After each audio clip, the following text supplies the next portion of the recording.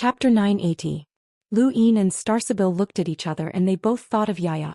If there were any changes in the weather they would have to bring Yaya out. Although they were not cold-blooded and heartless people, they were able to see the big picture and knew how to give up. The current balance of power in the thunderstorm zone was very strange. Previously, the Sixth Mainland had held the absolute advantage. They had 2 Realmlings as well as many Imprinter, World Imprinter and even Ian Imprinter's descendants. When they had first invaded the Innerverse, these people had displayed terrifying strength. Even with the suppression of celestial phenomena, they had won more battles than they had lost. Later on, the Daoist 3 skies had joined the Sixth Mainland, and the Sixth Mainland had been determined to obtain the thunderstorm zone.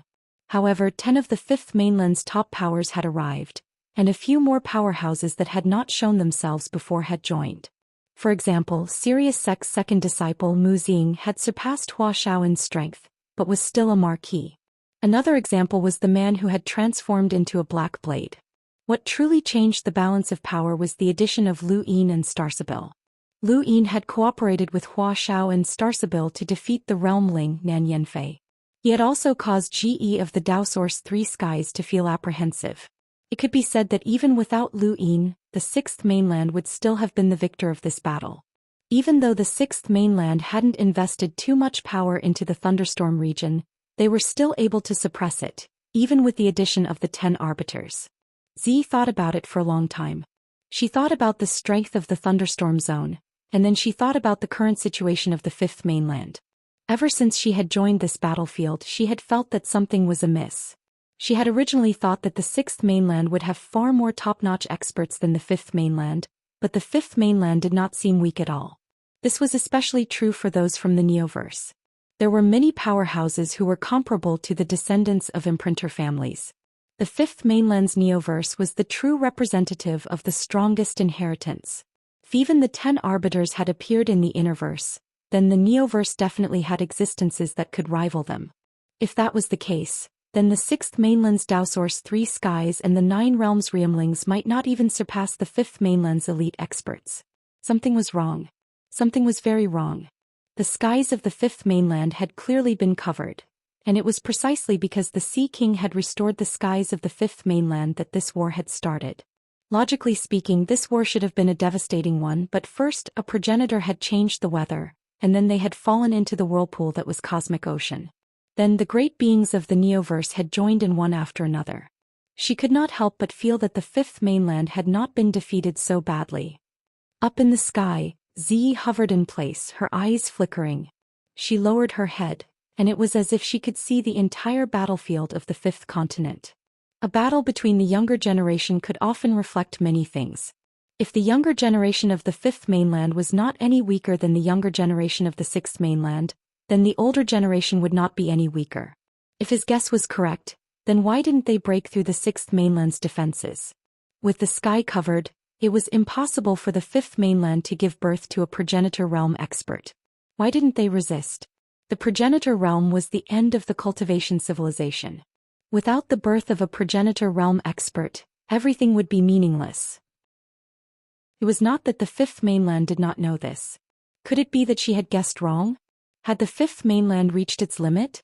After thinking for a long time, Zi's gaze became resolute. Since she didn't know, she might as well test the waters. After returning to Starlight Island, Zi ordered all the cultivators of the Sixth Mainland to gather and protect the magnetic pole. A new order was issued, and through the Dao Source token, it appeared in the eyes of all the Sixth Mainland's masters who possessed a half-life origin token in the thunderstorm area. Dachi Nu and Nan Yanfei saw the order, but they didn't know if it was real or fake. Everyone else saw the order. Di Luo and Autumn Frost Qing did not hesitate, and they headed towards Starlight Island with the magnetic pole. They might have hesitated if they had been told to go anywhere else, but Starlight Island was one of the Sixth Mainland's main points of attack. If Starlight Island was a trap, then there was no need to fight in the thunderstorm area. At the various battlefields in the thunderstorm area, all of the Sixth Mainland's cultivators headed towards Starlight Island. On the western battlefield, Lu Yin looked at the command on his progenitor token and then turned to invisible light. Zi is going to defend the magnetic pole on Starlight Island. That's not surprising.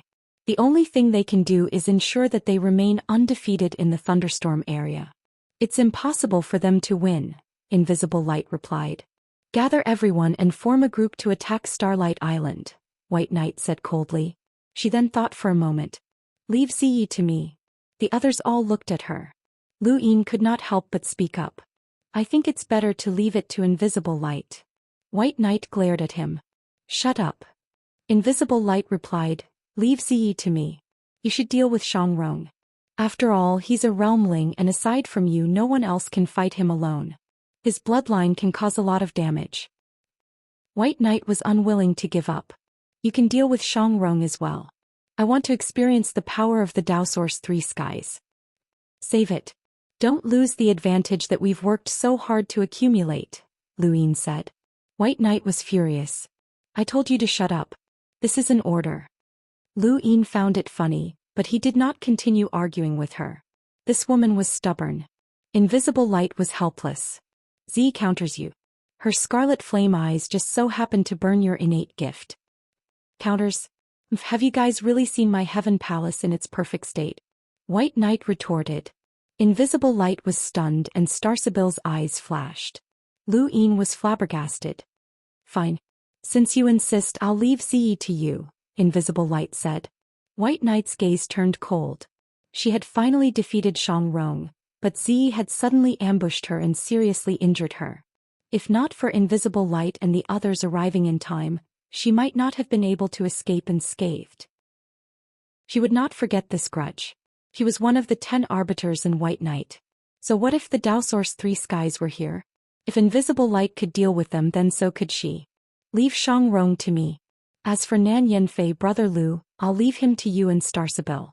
How about that? Invisible Light asked. Lu Yin had no objections. Starsibyl agreed as well.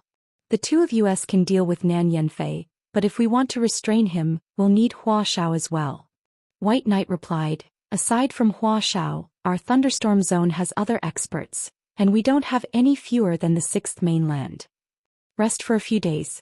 Once everyone has gathered and White Knight's injuries have healed, we'll attack Starlight Island, Invisible Light confirmed. Half a day later, the 6th mainland's experts returned to Starlight Island one after another. Di Luo had brought back the 2nd magnetic pole, which improved Ziyi's mood greatly. However, this good mood had vanished with Nan Yanfei's appearance. She stared coldly at Nan Yanfei. Why did you leave the battlefield without permission? In her plan, the Realmlings were very important as they were the strongest fighting force. If Nan Yanfei had still been at the southeastern battlefield, then the two of them might have been able to seize another magnetic pole, which would have completely changed the situation in the thunderstorm zone. Nan Yanfei knew that he was in the wrong, but the Realmlings had their own dignity. They respected the Dao Source 3 skies, but they were not their subordinates. They have someone who can perform divinations. If I stay behind, I'll be in danger. Besides, I didn't know that Zhitian would go. Ziyi frowned. With your strength, even if you stay behind, you can't win, but you can't lose either. Nan Yanfei was dissatisfied. Zhitian wants me to gamble with my life? An unknown outcome? Ziyi coldly stared at him. Nan Yanfei showed no signs of fear. Xiangrong hurriedly tried to smooth things over. The Dao Source 3 skies and the Realmlings were both peak experts of the 6th mainland. The Realmlings were restricted by the Dao Source 3 skies, but that also depended on the person. Nan Yanfei was the type who did not care about his status as a realmling. At worst he could just give up his position, but if he did not, then no one in the Blood Homage realm could. Realmlings relied on their strength, not their background. Ziyi could think of a way to strip him of his status, but she would have to find someone to replace him, which would be very troublesome. Thus, even though the Dao Source 3 skies had always been able to suppress the Realmlings, they had always respected each other, as both sides had relied on their own strength to reach this point. The last person the Dao Source 3 skies wanted to encounter was a pain in the ass like Nan Yanfei. Threatening him was useless, killing him was impossible, and ordering him around was even more useless. Ziyi exhaled. After this battle, I'll settle things with you. Nan Yanfei did not care, as he had never cared about the position of Realmlings. If someone wanted to take it away, they would just have to defeat him. He was a very strange person. He was arrogant, but he could also escape at any time. He had an impulsive personality, but he could also be very casual at times. His actions were both righteous and evil, and he was very strange. Zi had been annoyed by Nan Yanfei, but the war was very important right now. The Fifth Mainland had 10 arbiters as well as experts from Sirius and Burial Garden. Starlight Island was not safe. Zi no longer paid any attention to Nan Yanfei and used her star energy to draw an image of Lu Yin in the sky. Do any of you know this person? The 10 arbiters were famous throughout the universe, so there was no need to ask. Only Lu Yin had caught her attention. He did not care about generating origin energy, had 2 secret techniques, and was only a 5-cycle cruiser. This was the person she wanted to understand the most and capture the most. When Nan Yanfei saw Lu Yin's image, he immediately said, "It's him. He's the one who tricked me. He has a secret technique." When the words secret technique were mentioned, countless people were shocked, and at the same time, they looked at Lu Yin's image with envy. Even the Realmlings might not have secret techniques, and at the very least Nan Yanfei and Shang Rong did not. Anyone who had a secret technique was an absolute genius.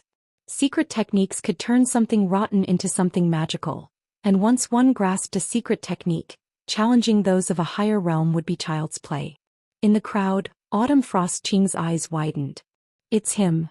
Zi turned around and looked at Autumn Frost Qing. "You know him?" Autumn Frost Qing stepped forward and respectfully said, "Jitian, this person's name is Lu Yin and he's from the Fifth Mainland's Outerverse. When my Bloodburn realm attacked the Outerverse, we fought with him. He went to the Fifth Mainland's Daoist sect ruins, and I suspect that the reason why my Bloodburn realm's attack on the Outerverse failed was because the Fifth Mainland had been prepared for it." Zi did not care about the rest of his words, as the Bloodburn realm's defeat was a defeat, and there was no reason for it. What she cared about was Lu Yin's experiences.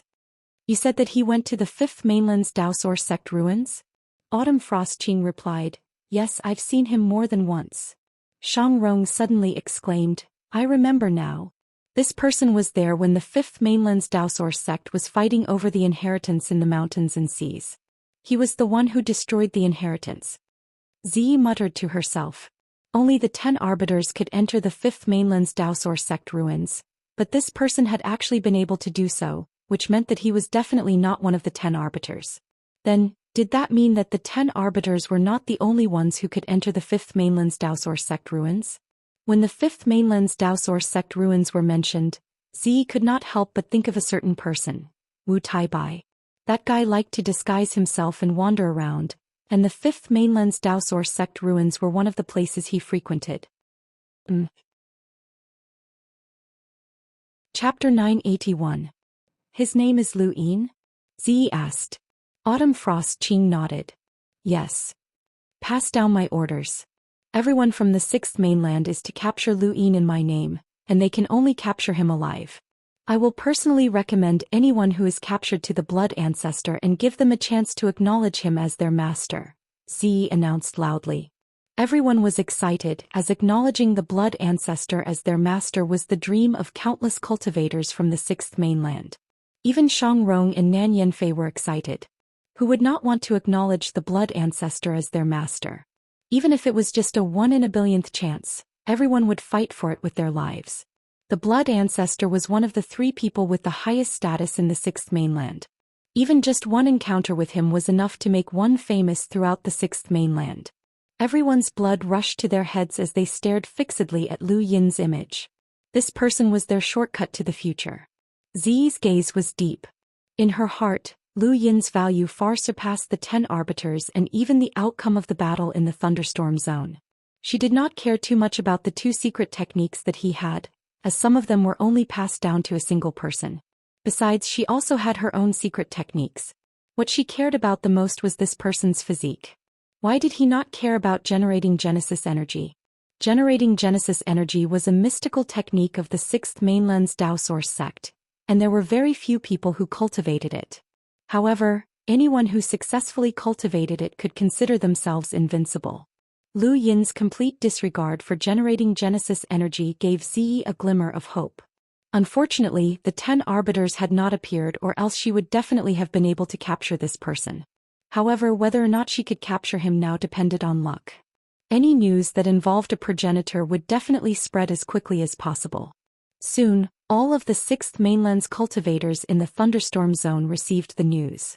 If they could capture Lu Yin, they would have a chance to meet the blood ancestor.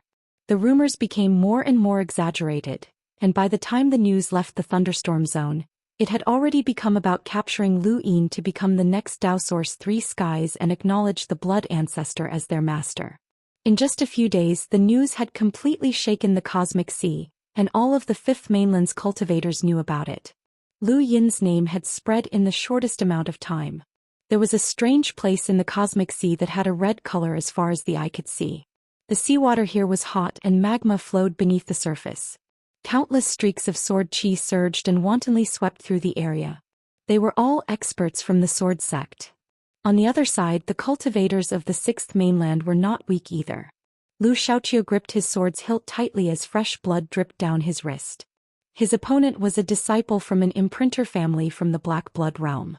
His innate gift, bloodline and battle imprint were all perfect, and he was also an explorer like Lu Xiaoqiu. The two had been fighting for a long time. Your 13 swords is indeed powerful, but it's impossible for you to defeat me. Lu Xiaoqiu gripped his sword hilt tightly, his gaze unwavering. I'll give it a try. The Sixth Mainland had invaded, and the entire sword sect had retreated to the cosmic sea. Over the past few years, Lu Xiaoqiu had been constantly battling the cultivators of the Sixth Mainland. His title was General Qiu, and he had narrowly escaped death numerous times. He had long since become indifferent to life and death. From the moment the sword sect retreated to the universe ocean, he had no intention of returning alive. At that moment, a strange fish swam past his feet. Its body was long and narrow like an arrow, and there was something in its mouth. It was a messenger fish, a specialty of the cosmic ocean. In the cosmic ocean, a gadget's signal was intermittent, and it was not easy to use. Most messages were transmitted by messenger fish, and they had no natural enemies in the cosmic ocean. No creatures ate them, so they were the most suitable for transmitting messages. They were also extremely fast, comparable to an enlighteners. Lu Xiaoqiu and the disciple moved at the same time to grab the messenger fish, but it was too far away from Lu Xiaoqiu and was caught by the disciple. He took the letter out of the fish's mouth and looked at it. His eyes widened and he could not hide his ecstasy. Lu Xiaoqiu was puzzled. On the other side, the disciple showed the letter to Lu Xiaoqiu. Do you know this person? The letter contained an order that Ziyi had issued to the cultivators of the Sixth Mainland, and it contained Lu Yin's image. When Lu Xiaoqiu saw Lu Yin's image, he was shocked. More than 5 years had passed, and he had been immersed in the battlefield for so long that he had forgotten about Lu Yin. A day without him felt like 3 autumns, and 5 years on the battlefield felt like a century. The battle from back then had been so distant that he had gradually forgotten about it. But now this person had appeared in front of him again. It seems like you know him. The Daoist Three Skies have issued an order to capture this person, and anyone who can capture him alive will have the opportunity to become the blood ancestor's disciple.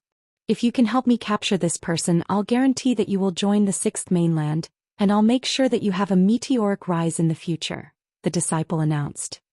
A cultivator from the Sixth Mainland said the same thing in front of Lu Xiaoyun. Lu Xiaoyun stared blankly at Lu Yin's image. This person really was like a ghost that refused to leave. He had managed to return even after the inner verse and outer verse had been cut off, and he had even attracted the attention of the Daoist Three Skies. They had paid such a huge price to capture him, so he must have done something extremely disgusting. Damn it! The cosmic sea's weather was ever-changing, and there were many strange places. There was one area where meteorites rained down from the sky. No one knew where they came from, but there were countless meteorites crashing down at any given moment. These meteorites were quite powerful, and even hunters did not want to be hit by them. When Xianxia looked at the meteorites raining down from the sky, he then looked into the distance with a messenger fish in his hand. Behind him, Mira was still as seductive as ever. Her long white hair cascaded down to her bare feet, and she looked extremely seductive. When Qianer and Han Chong stood next to her. One was an elite of the Wen family, and she had even participated in the battle for planet Pyrolite. The other was the student leader of Astral 2 and the realm master of the Azure realm, and he had once drawn a picture of the world. Both Wen Qianer and Han Chong had experienced several years of war and had narrowly escaped death. Now they had finally reached Wen Sanxi's side and were qualified to stand here. When Xianxia passed the messenger fish to Mira. "Take a look." Mira was puzzled. She took the fish and opened it and her pupils shrank. How is this possible? When Qian'er and Han Chong were both very curious. Mira showed them the fish and both of them were shocked. They knew who Lu Yin was and they all had different thoughts about him. Back when Lu Yin was an unequaled Lemaitre, when Qian'er had wanted to challenge him, but her dreams had been shattered by Ling Quebec. The Wen family had invited Ling Ke to help them fight on planet Pyrolite, but Ling Ke's strength had left when Qian'er powerless. Mu Rong, who had appeared right after, terrified her. However, both of them had been defeated by Lu Yin. Lu Yin's appearance on planet Pyrolite seemed to have settled everything. That person had unequaled strength and he was at least an unequaled Lemaitre.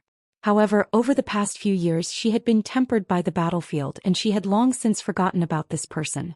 Ling Ke, Mu Rong, Lu Xiaoqiu, Han Fei, Night Queen Yanqing, and the others had all revealed their talents and been conferred titles. Lu Yin, who had once suppressed them to the point of suffocation, had already been forgotten.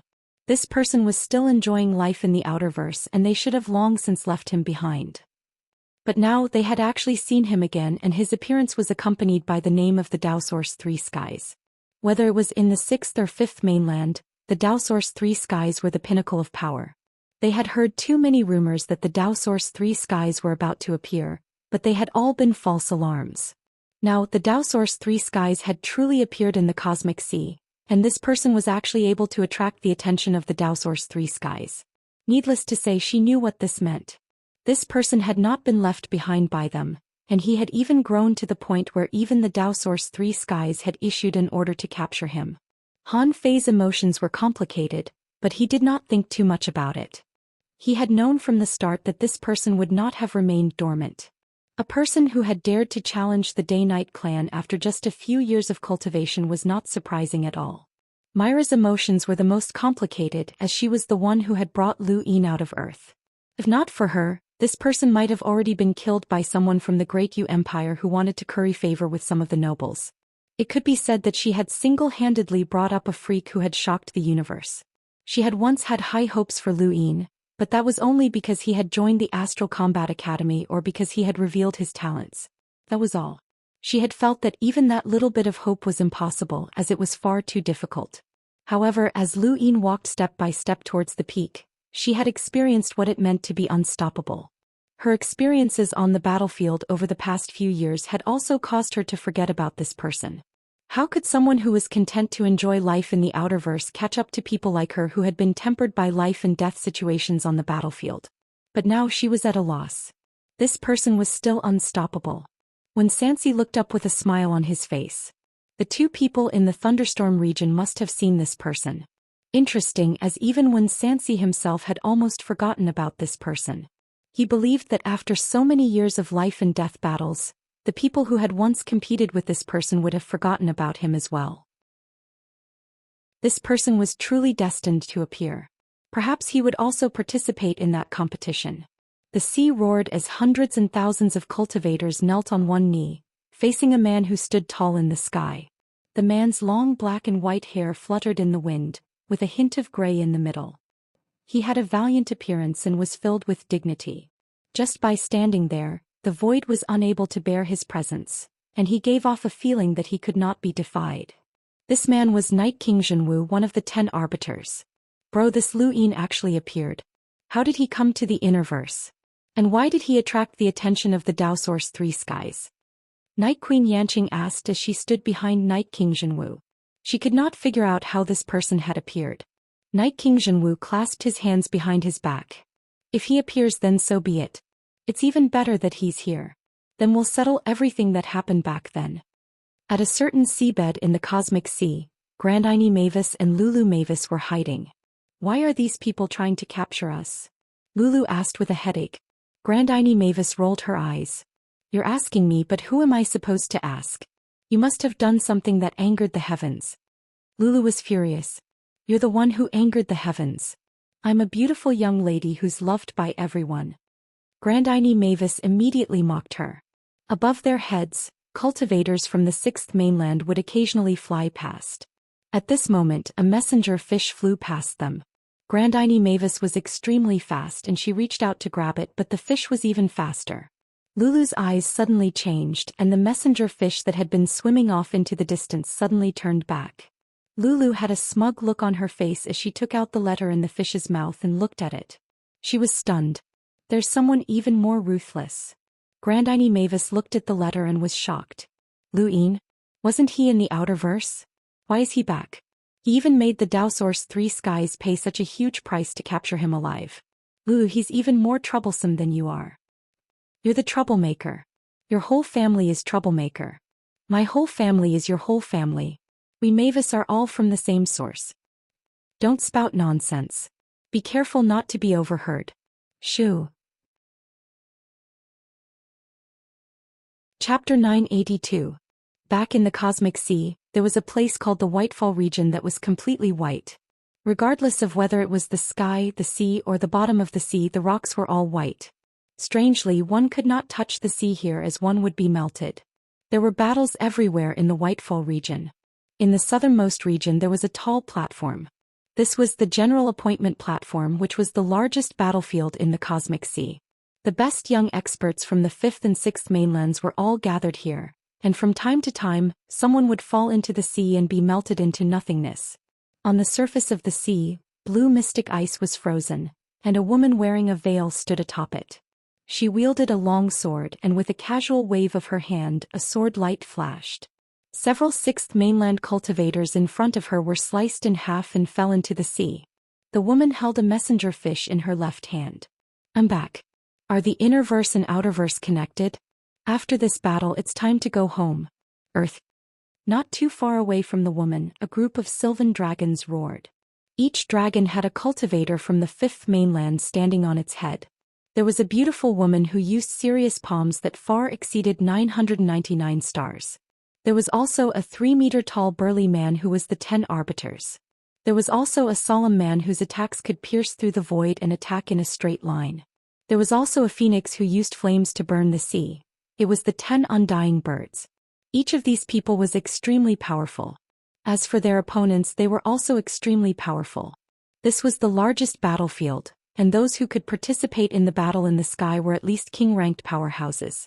Even so, news from the Daoist 3 skies could still reach this place because those were the Daoist 3 skies. The woman put down the messenger fish in her hand and looked up into the sky. There, the 10 arbiters' undying birds were fighting with a sword-wielding man from the 6th mainland. No one knew the man's real name, and they only knew that he was the Martial Immortal Domain's realmling. He was known as the Sword Scholar, and his long sword swept out in all directions. This was the Sword Scholar, and even the 10 undying birds were being suppressed by him. To the 6th mainland, the Martial Immortal Domain was special because it had given birth to many powerhouses. Even the martial progenitor had come from there. Realmlings from other domains might not be able to become realmlings in the Martial Immortal Domain. Of the 6th mainland's 9 realms, even if the Martial Immortal Domain's realmlings were not the strongest. Right below where Jianru and the Undying Bird were fighting, there were also cultivators from the 6th and 5th mainlands fighting. If Lu Yin were here, he would definitely recognize one of the girls. It was Miss Qing. The two had met a few times in the ruins of the 5th mainland's Daoist sect, but they had not met again after that. Miss Qing's opponent was a cruiser seedling from Shamrock Enterprises. He was from the same generation as the 10 arbiters, and he was one of the top geniuses who had been suppressed by the 10 arbiters. He had only fought a few times in the Innerverse, but he had already been included in the top 100 rankings. He was ranked 8th, and he was considered an expert among the 5th mainland's younger generation. He had already been conferred the title of general, but he still could not suppress Miss Qing. Miss Qing seemed more like a game than a serious fight. The messenger fish rushed out of the sea, but the seawater of the White Cliff district, which could melt everything, was unable to melt the messenger fish. This was also a miraculous phenomenon. Miss Qing's eyes lit up when she saw Lu Yin's image on the letter. Long time no see. On the other side, the seed of Shamrock Enterprises was sullen. He could feel Miss Qing's disregard, but there was nothing he could do. These peerless experts were not the only ones who appeared in the sky and on the ground. There were also peerless experts fighting in the distance. White smoke drifted and covered the void. War horses neighed and black flames spread. There were even huge buildings that looked like brothels flickering. This was the biggest battle in Universe Ocean. This was a battlefield. Further south, at the edge of the Universe Ocean, the celestial phenomena gradually disappeared. When the celestial phenomena completely disappeared, countless older experts from the Innerverse, Universe Ocean and even the Neoverse were gathered there. The One Family, Sword Sect, Day-Night Clan, Divine Grade Hall, Blaze Realm and so on. There were also the 4 Tyrants of the Universe Ocean, Sirius Sect, Hall of Honor, Home of the Gods and so on. It was their existence that had suppressed the many imprinters of the 6th Mainland's 3 filaments, including the World Imprinters, Cosmic Imprinters and even the Celestial Imprinters. They were the ones who determined the situation and the younger generation was still like a child. Even so, the final outcome of the Cosmic Ocean was decided by the younger generation, and the Daoist 3 skies were the top talents of the younger generation. News of the Daoist 3 skies had also spread to this place quickly. No one had expected that a junior from the Outerverse would actually return to the Innerverse and attract the attention of the Daoist 3 skies. More importantly, it even involved the Blood Progenitor. This was too ridiculous. The Blaze Realm, Day-Night Clan and other major powers had already forgotten about Lu Yin over the past few years. Now he had actually reappeared. Night King Yuanjing stared at Lu Yin's image in a daze. His expression was strange and indescribably complicated. At first he had been able to control this brat, but as time went on, the brat had lost more and more control. Now that he thought about it, it seemed that he had not been the one controlling Lu Yin, but Lu Yin had been the one controlling him. Although they had managed to track down the 3rd Night King, it had been completely useless. Night King Yuanjing had a deep impression of Lu Yin, but after so many years of war he had long since forgotten about this person. He had even assumed that Lu Yin was dead. He was very clear about the Day-Night Clan's attitude towards Lu Yin, but he had never expected Lu Yin to return alive and even attract the attention of the Daoist 3 skies. Now that he's back, it'll be troublesome. Night King Yuanjing frowned as Zhou Day-Night's figure appeared in his mind. News of Lu Yin's return had caused such a stir because the Daoist 3 skies were paying attention to him. They had even paid a huge price to capture him alive, which had even involved a progenitor. Actually, if it had been Lu Yin himself, he would not have been able to cause such a huge commotion. Even if he had become a king-ranked martial artist, there were too many king-ranked experts in the Neoverse. In addition, there were also the 10 arbiters. Lu Yin's return had caused the various major powers to speculate about the Daoist 3 skies and the Blood Progenitor, but some people were truly happy. Above the sea, the warships swayed, and the sky trembled as the laughter traveled further and further. This was Leon's armada, and the one laughing was Heizij Leon, a terrifying powerhouse who had once barged into the technocracy and battled with the Sea King. The loud laughter continued to reverberate throughout the sea, and it gradually affected the surrounding waters. Many people walked out and frowned as they looked in the direction of Leon's armada. The Ross Empire was very close to Leon's armada, and they were greatly affected by the laughter. Many of their technological products were even emitting sparks. Some people wanted to negotiate, but they were stopped. Are you crazy? That's Heizij Leon. We can't afford to offend him. What's there to be afraid of? Now that we're united against him, do you think he'll dare to attack us? Not necessarily. He's a madman. He controls all the pirates in the universe and there's nothing he won't do. You expect a pirate to reason with you? Besides, that guy has a bunch of freaks behind him. Offending him is the same as offending those freaks.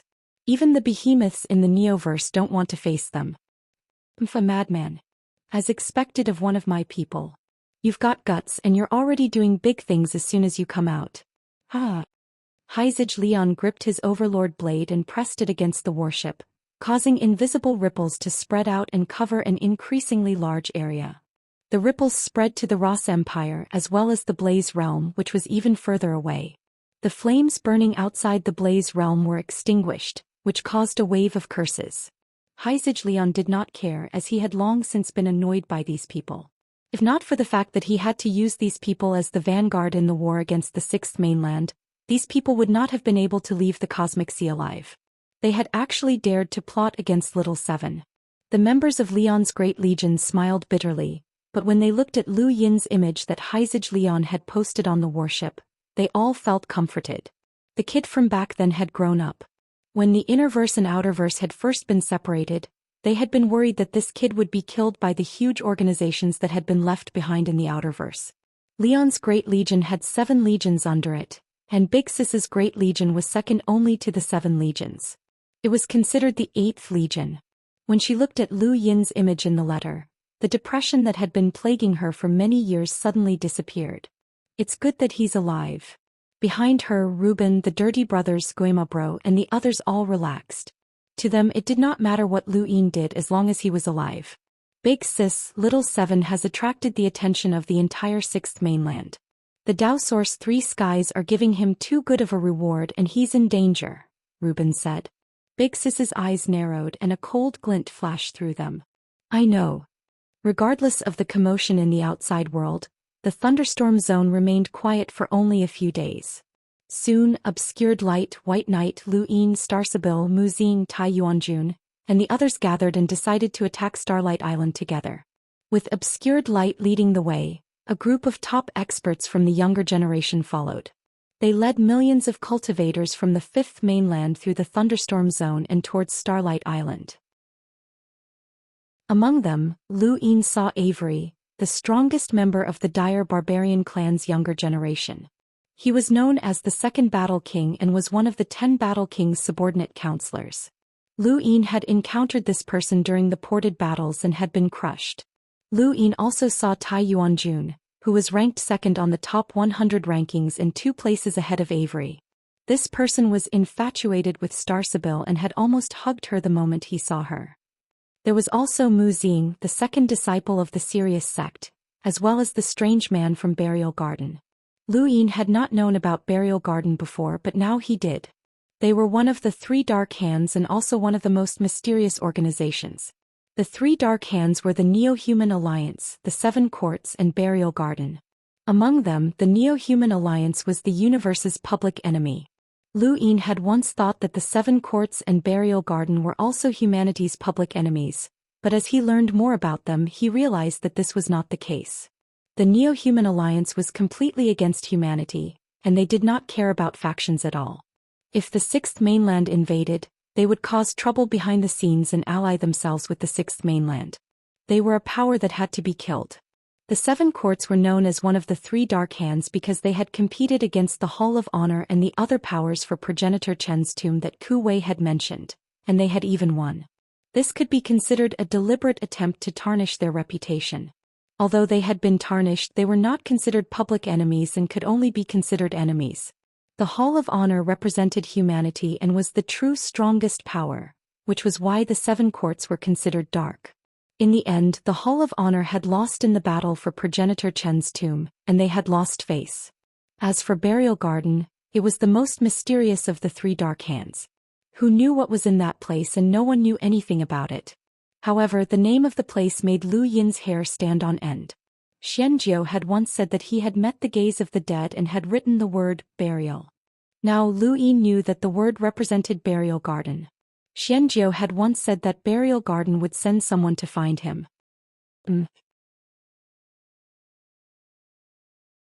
Chapter 983. Lu Yin stared at Starlight Island, which was not too far away, as the sounds of battle echoed in his ears. Even under such circumstances, he still took the time to look at the person from the Burial Garden. What was the purpose of this power's existence?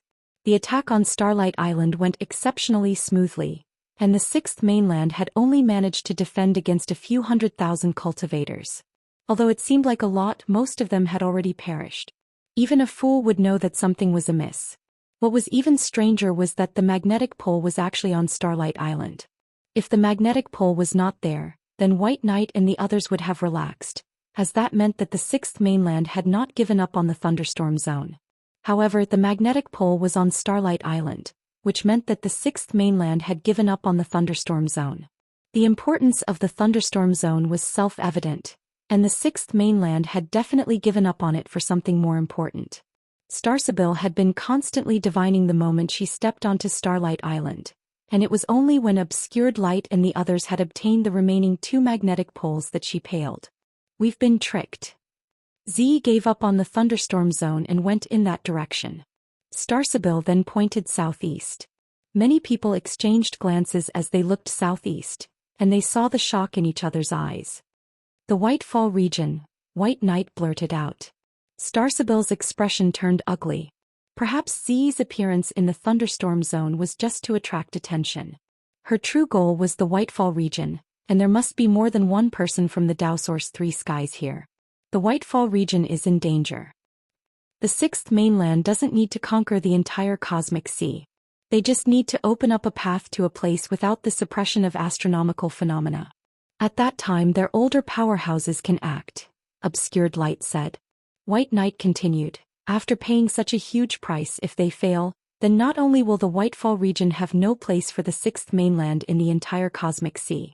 They plan to charge out of the cosmic sea in one go, and they must have many powerful imprinters backing them. They might even have celestial imprints.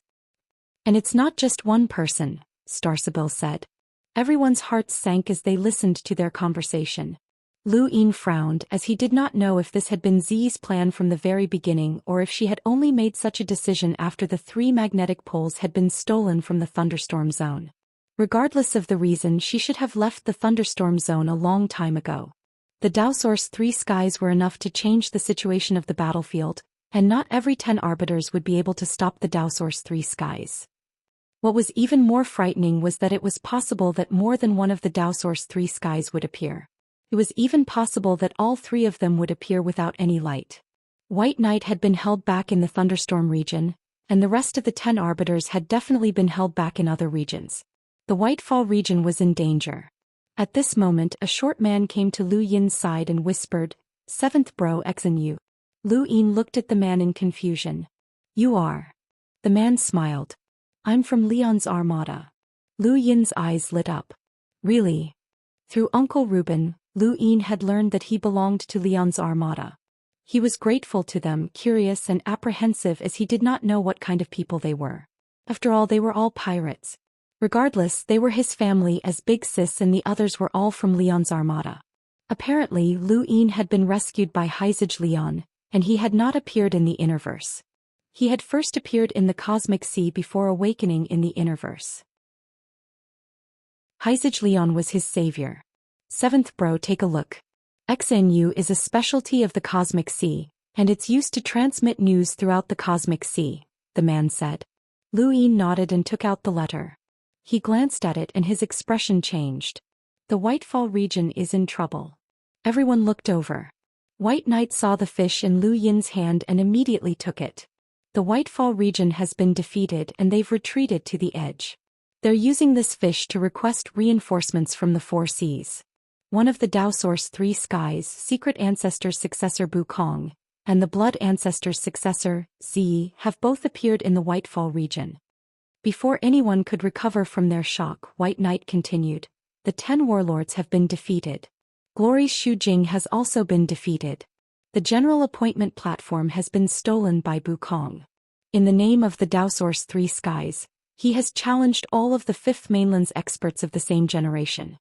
Everyone was shocked. Another Daoist Three Skies had appeared, and even the general appointment platform had been stolen. Shouldn't the general appointment platform be in the hands of the Hall of Honor? This was a way to motivate all of the 5th mainland's youths. The general appointment platform had been stolen, which was a huge blow to the 5th mainland's cultivators. Bukong looked up and faced the Whitefall region, feeling a deep pressure. Only those who had fought against the Daoist Three Skies would understand this kind of pressure. Even though Bukong had forced Ziyi into a corner, he could not think of a way to defeat her. Moreover, this was under the suppression of celestial phenomenon. Without it, Ziyi would be able to display strength that surpassed an enlighteners, and he would not be able to easily resist her. If Ziyi was already in such a state, then what about the secret ancestor's successor, who was rumored to have the most secret techniques? Secret techniques were a threshold that could never be crossed, and no ordinary person could deal with any secret technique. The secret ancestor had the most secret techniques, and the secret ancestor's successor was the most mysterious. Now that the secret ancestor's successor had stolen the general appointment platform, even Bukong did not know how to take it back. Perhaps the 10 arbiters would be able to do it if they worked together, but they could not leave the thunderstorm region.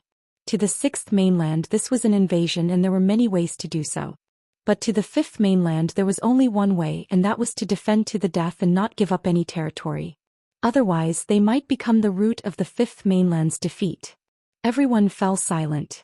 Lu Yin looked around and everyone's expressions turned ugly. If the Whitefall region was broken through by the sixth mainland, then the older generation of experts from the sixth mainland would march straight in. At that time it would be a battle of absolute power, and even if the fifth mainland managed to defend itself, the cosmic sea and even the Neoverse would be shattered.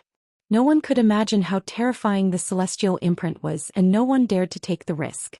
Just the remnant spiritual force of a progenitor was enough to cover the entire Innerverse and half of the cosmic sea. No matter how weak the celestial imprint was, it would still be enough to shatter a huge region. The Whitefall region has requested reinforcements, and Bukong and I cannot leave. Otherwise, the Thunderstorm region will be in danger, White Knight said. She then looked at Lu Yin and Starsabil. You two can go. Lu Yin did not refuse.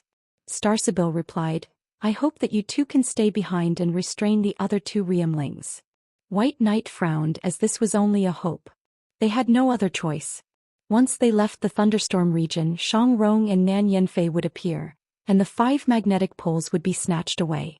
Of course, there was also the possibility that the two Realmlings would head to the Whitefall region, and they would be of no use if they stayed behind. However, they could not take that risk. Do a divination. Lu Yin could not help but ask Starsabil.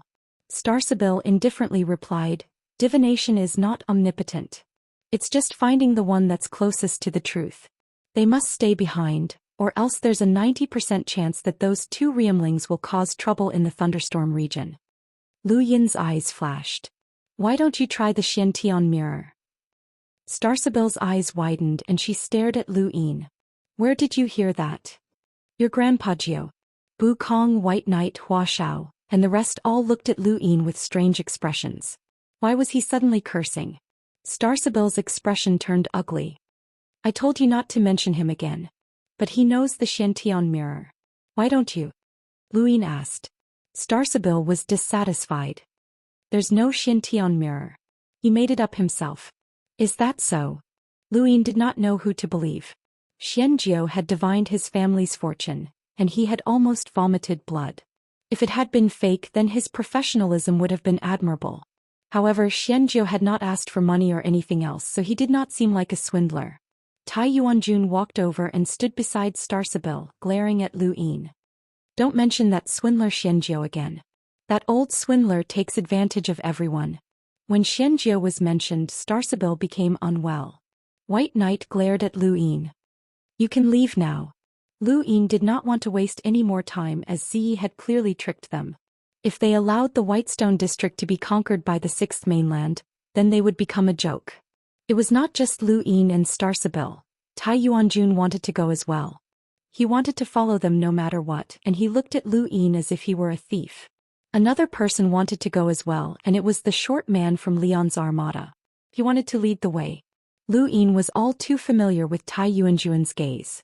Zhou Xian had always looked at him the same way.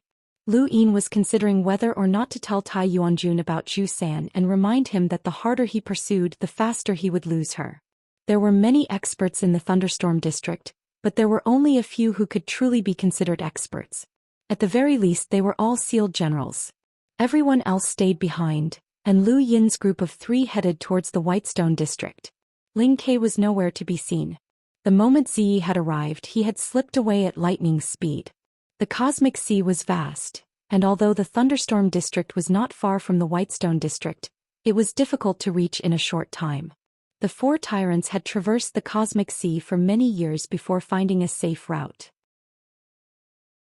Lu Yin's group was only able to reach the Whitestone district as quickly as possible under the short man's guidance. Even with someone leading the way, it would take at least a few days to reach the Whitestone district. At the same time, the battle in the Whitestone district was becoming more and more intense. The giant general roll platform should have been used to host the fifth mainland's elites, and having their names engraved on it was a supreme honor. However, at this moment the platform was being stepped on by Bukong and Ziyi. Countless cultivators from the fifth mainland had bloodshot eyes. Bukong was a man with a jade-like face. At first glance he looked extraordinarily handsome, but upon closer inspection he seemed rather immature, as if he had just reached adulthood. His eyes were filled with insufferably arrogance and longing for the future. In reality he was only 20 years old, which was even younger than Lu Yin. However, his cultivation talent was extremely high, and he had grasped all of the secret techniques that the secret progenitor had passed down, which had shaken the entire Sixth Mainland. Throughout history he was the only one who had grasped all of the secret techniques at such a young age. In the past, very few from the Dao Source Three Skies had been able to fully grasp the secret progenitor's techniques. Countless praises had gradually made Bukong arrogant, and just like his name he considered everything beneath him. However, he was worthy of this arrogance, as aside from Wu Taibai and Zi, who were also from the Dao Source Three Skies, no one else was a match for him. Snatching the general role platform had been a complete accident, as he had not expected that the forces defending it would be so weak. Moreover, Zi's sudden appearance had given him a great deal of glory. The more the general role platform inspired the Fifth Mainland, the greater the glory he had achieved. He wanted his name to be forever engraved in the history of the Fifth Mainland, becoming a stain on the entire Fifth Mainland. Chapter 984. Zi looked at the platform beneath her feet. She did not know what material it was made of, but it was indestructible. It was probably an ancient relic, but it was useless and could only serve as a facade. If we work together, we'll be able to crush the Whitefall district, Bukong said loudly with a proud expression. Zi calmly replied, let's wait a little longer until everything is ready. What do we need to prepare for a mere Fifth Mainland? Bukong said disdainfully. Zi was too lazy to explain to him. This guy was becoming more and more arrogant, and perhaps he no longer cared about her. You came here so quickly because you lost in the Thunderstorm district, right? Bukong suddenly asked. Zi frowned. So what if that's the case?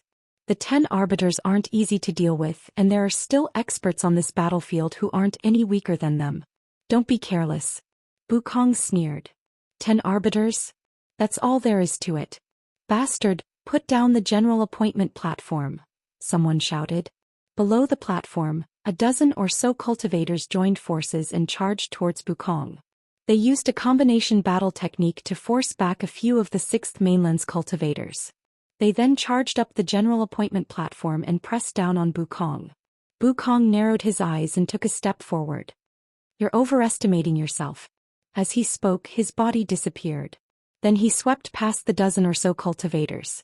Immediately after, the dozen or so cultivators were stunned on the spot. Then their bodies quickly disintegrated until they completely disappeared.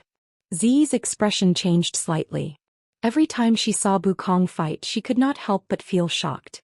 His innate talent and secret techniques were almost unbeatable, and even Yuan Tiangang might not be able to completely withstand them. Although Bukong was young, he had the qualifications to be arrogant. Just as Zi was shocked by Bukong's methods, the void in the distance was sliced apart as an invisible attack descended. She did not move and allowed the attack to descend, directly striking Yuan Tiangang. She had thought that he would be able to completely block the attack, but he was still forced back several steps. She turned around in shock and saw a man with a solemn expression. In this entire battlefield, there are no more than 3 people who dare to take my attack head-on. As expected of the Dao Source Three Skies, the solemn man said in a low voice. Bukong looked over and said to Zi, this guy is a glory disciple from the Hall of Honor. His name is Xu Jing and he's quite strong. He can just barely fight me. Zi's eyes narrowed. It wasn't just not bad. There were too few people who could force her back, and only the 10 arbiters and Riemlings could do so. This glory technique might not be any weaker than invisible. As a person, one must be upright, Xu Jing said indifferently. Then he pointed a finger and the void was cut open again. This time the attack caused Zi's expression to change.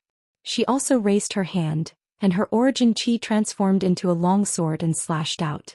The 2 attacks collided in the void, and the aftershock slashed towards the White Sea, splitting it in 2. Countless people were shocked and hurriedly dodged. At this moment, a huge figure soared into the sky and charged towards the commander appointment stage. He didn't even have time to look back as he raised his eyebrows. It's you again. The figure was 3 meters tall, had large earlobes and a square head. It was none other than the 10th Battle King. Fighting with you is very interesting. Come again. The Battle King grinned and slapped out. Amyakong snorted. Loser, you're courting death. In the distance, the undying bird soared while the sword scholar swam through the void. His body moved with his sword and the scholar's sword surged. Even further away, thick smoke filled the air as arrows were shot out, but they were quickly covered by the smoke. This smoke came from the Neoverse smoke-gulping mountain range's young master, Gu Shower. His opponent was the secret ancestor's eastern region realm Ling, the Little Arrow Saint. The battle in the Whitefall district had never stopped. The 10 arbiters, Realmlings and even the Daoist 3 skies were constantly fighting. The commander appointment stage was the focal point of both sides, but until now no one had been able to snatch it from under Amyakong and Ziyi's feet. Elsewhere in the thunderstorm area, a group of 4 flew towards the Whitefall district. Lightning occasionally fell from the sky, illuminating their faces. However, the sky soon cleared up, and the strange and ever-changing weather of the cosmic sea was vividly displayed. Not long after, just as the group was about to leave the thunderstorm area, a white sun rose from the bottom of the sea. Shang Rong's eyes were ferocious as he stared at the 4. I knew you guys were going to support the Whitefall district. Die here. As he spoke, the white sun smashed down, illuminating the 4's terrified faces. The 4 were disintegrated without any resistance. Nan Yanfei flew up from the bottom of the sea and looked at where the 4 had been disintegrated. No, they're not that weak. Shang Rong's eyes flashed. We've been tricked. These 4 are fake. The real support for the Whitefall district has already left. Forget it. We don't have any hope of dealing with them anyway. Let's just stay here and delay those 2 arbiters, Nan Yanfei said. Lu Yin's group of 4 was not too far away from the Whitefall district. Starsibyl had already divined what had just happened. She had captured 4 cultivators from the 6th mainland and had used some unknown method to make them unable to say a single word. They could only fly towards the Whitefall district. Lu Yin did not know what had happened to the 4, but they had successfully left the thunderstorm area. 7th bro, it's rather dangerous to travel from here to the Whitefall district. I suggest that we ask Starsibyl to perform a divination every once in a while, the short man from Leon's armada said. Lu Yin did not reply, but Tai Yuanjun became unhappy. You think you can command Starsibyl? Why are you spouting so much nonsense? The short man stared at Tai Yuanjun. Tai Yuanjun raised his brows. What? You're not convinced? He knew that this person was from Leon's armada, which was a group of pirates that Tai Yuanjun looked down on. Brat, this is the cosmic sea. Put away your arrogance as the second on the top 100 rankings, the short man said sinisterly, his eyes filled with iciness. Tai Yuanjun sneered. What arrogance? You're just an explorer. Lu Yin raised his brows. Please be more polite with your words. Otherwise, I don't mind teaching you a lesson.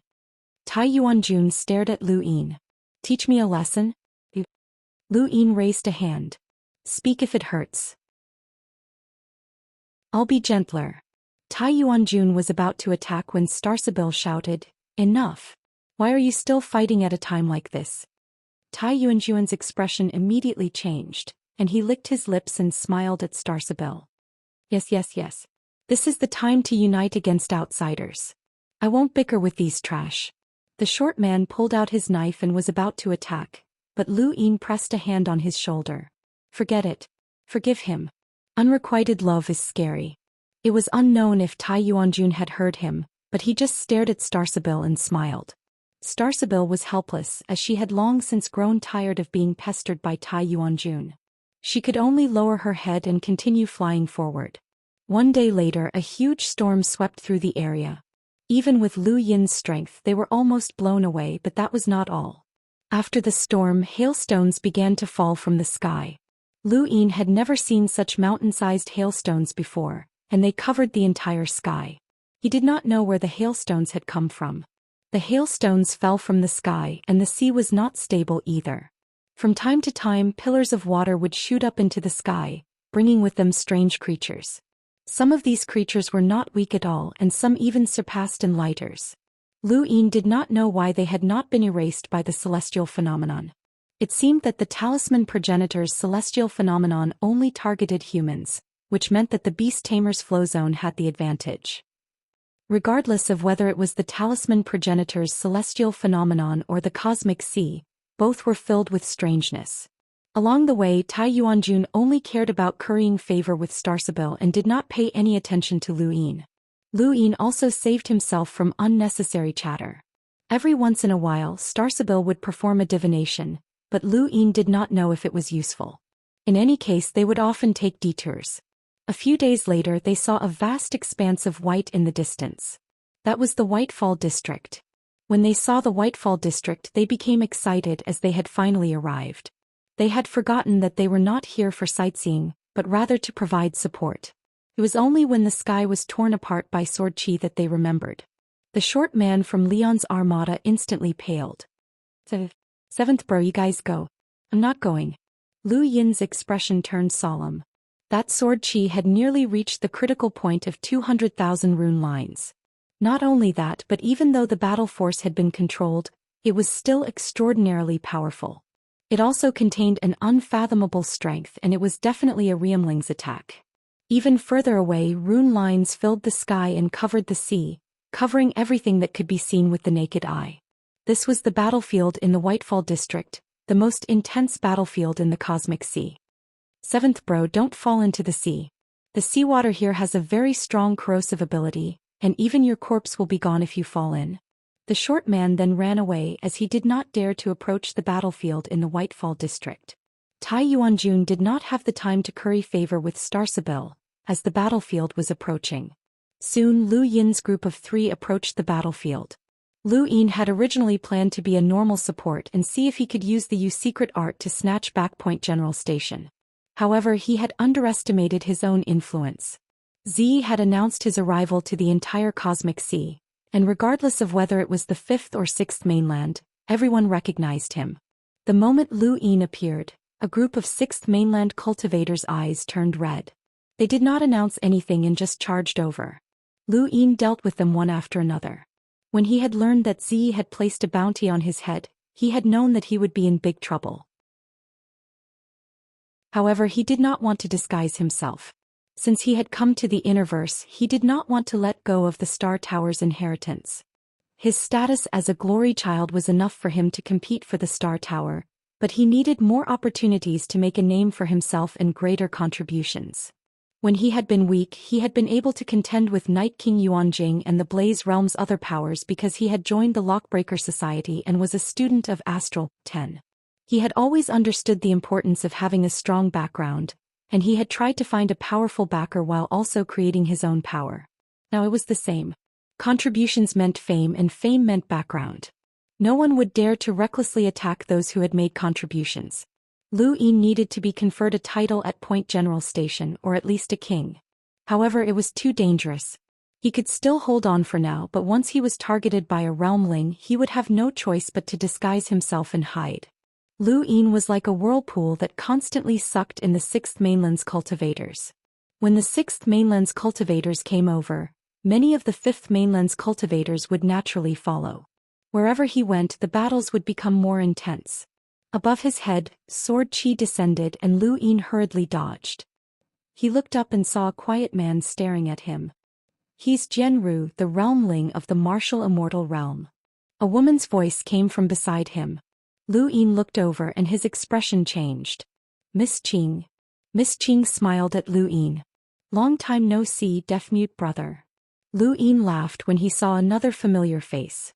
"I didn't expect you to come to this battlefield as well."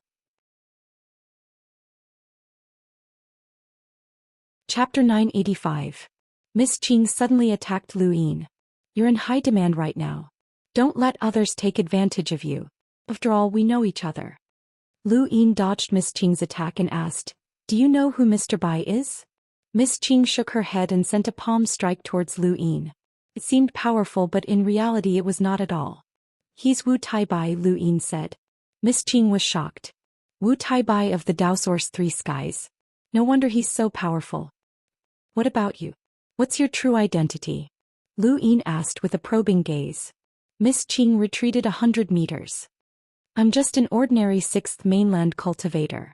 Lu Yin laughed. "You're not any weaker than a realmling. Miss Qing was shocked. Don't spout nonsense. It won't be good if others hear you. Lu Yin's eyes narrowed. He was not spouting nonsense as he had fought many Innerverse battlefields, whether it was against Realmlings, Enlighters, Imprinters or even World Imprinters. The moment he had exchanged blows with Miss Qing, he had sensed that her strength was not bad, and she was not any weaker than Nan Yanfei. She was hiding her true strength. Forget it, there's no point in fighting you. I can't win. I'm leaving. Miss Qing turned to leave. As soon as she left, many of the Sixth Mainland's cultivators surrounded Lu Yin once again. In the sky, the sword scholar slashed down once again. Lu Yin did not know whether the attack was aimed at the sea or at Lu Yin, but he was always within range of the attack. Lu Yin raised his brows and looked up at the sky again. The sword scholar was fighting against the undying bird, and the only person who could fight against the scholar was definitely Sarati Phoenix. Flames filled the sky. Lu Yin casually waved his palm, causing 100 stacks to erupt. Dozens of Sixth Mainland's cultivators were sent flying, and quite a few of them died on the spot. Lu Yin was annoyed beyond endurance and he just happened to see a fog in the distance. He leapt into the fog. After charging in, Lu Yin discovered that it was not fog but rather smoke and it was somewhat choking. He entered and at the same time he lured in a group of Sixth Mainland's cultivators. Countless arrows shot out in all directions, and many of the Sixth Mainland's cultivators fled. Run. It's the Junior Arrow Saint. This is the Junior Arrow Saint's battlefield. An arrow shot towards Lu Yin and he raised his hand to catch it. The arrow was extremely powerful, and even more frightening was the fact that it was imprinted with 9-line battle force. There were very few people in the younger generation who could cultivate to 9 lines of battle force. Lu Yin had encountered very few experts with 9 lines of battle force, and he had not expected to encounter one here. The white smoke was torn apart, and a young man walked out with a bow and arrow strapped to his back. He stared at Lu Yin in shock. It's you? Lu Yin did not recognize this person, but anyone in the cosmic sea with even a little bit of strength would recognize him. If he could cultivate his battle force to 9 lines, then he was most likely a realmling. The man did not waste any more words. He raised his bow and released an arrow that was imprinted with 9-lined battle force. The arrow tore through the void and directly arrived in front of Lu Yin. This arrow was extraordinarily powerful, and it was not inferior to the sword chi that Lu Yin had seen when he had first arrived in the Whitestone district. However, it was still not enough to cause any harm to Lu Yin, and he was confident that he could withstand it. However, the man quickly followed up with a second, third, fourth and so on. Each arrow was faster than the last and they all arrived in front of Lu Yin at the same time. Every arrow had reached the critical point of celestial phenomenon suppression with a power level of 200,000. With so many arrows arriving at the same time, the explosive power was definitely not something that an ordinary cultivator with a power level of 200,000 could achieve. It was almost equivalent to the destructive power of an imprinter's suppressed power level. Lu Yin's scalp went numb. He had encountered such a powerful attack the moment he had arrived, and he had not been prepared for it at all. Fortunately, these arrows were very destructive, but they were not enough to completely seal his movements. He dodged them and the void exploded where he had been standing. A giant black crack spread out in all directions, and the white smoke was directly swallowed up by the void. Lu Yin had thought that the white smoke would be swallowed up, but strangely the white smoke actually sealed the void crack. A gust of wind blew past his ears and Lu Yin suddenly turned around. Behind him, a young man's hand was in the air.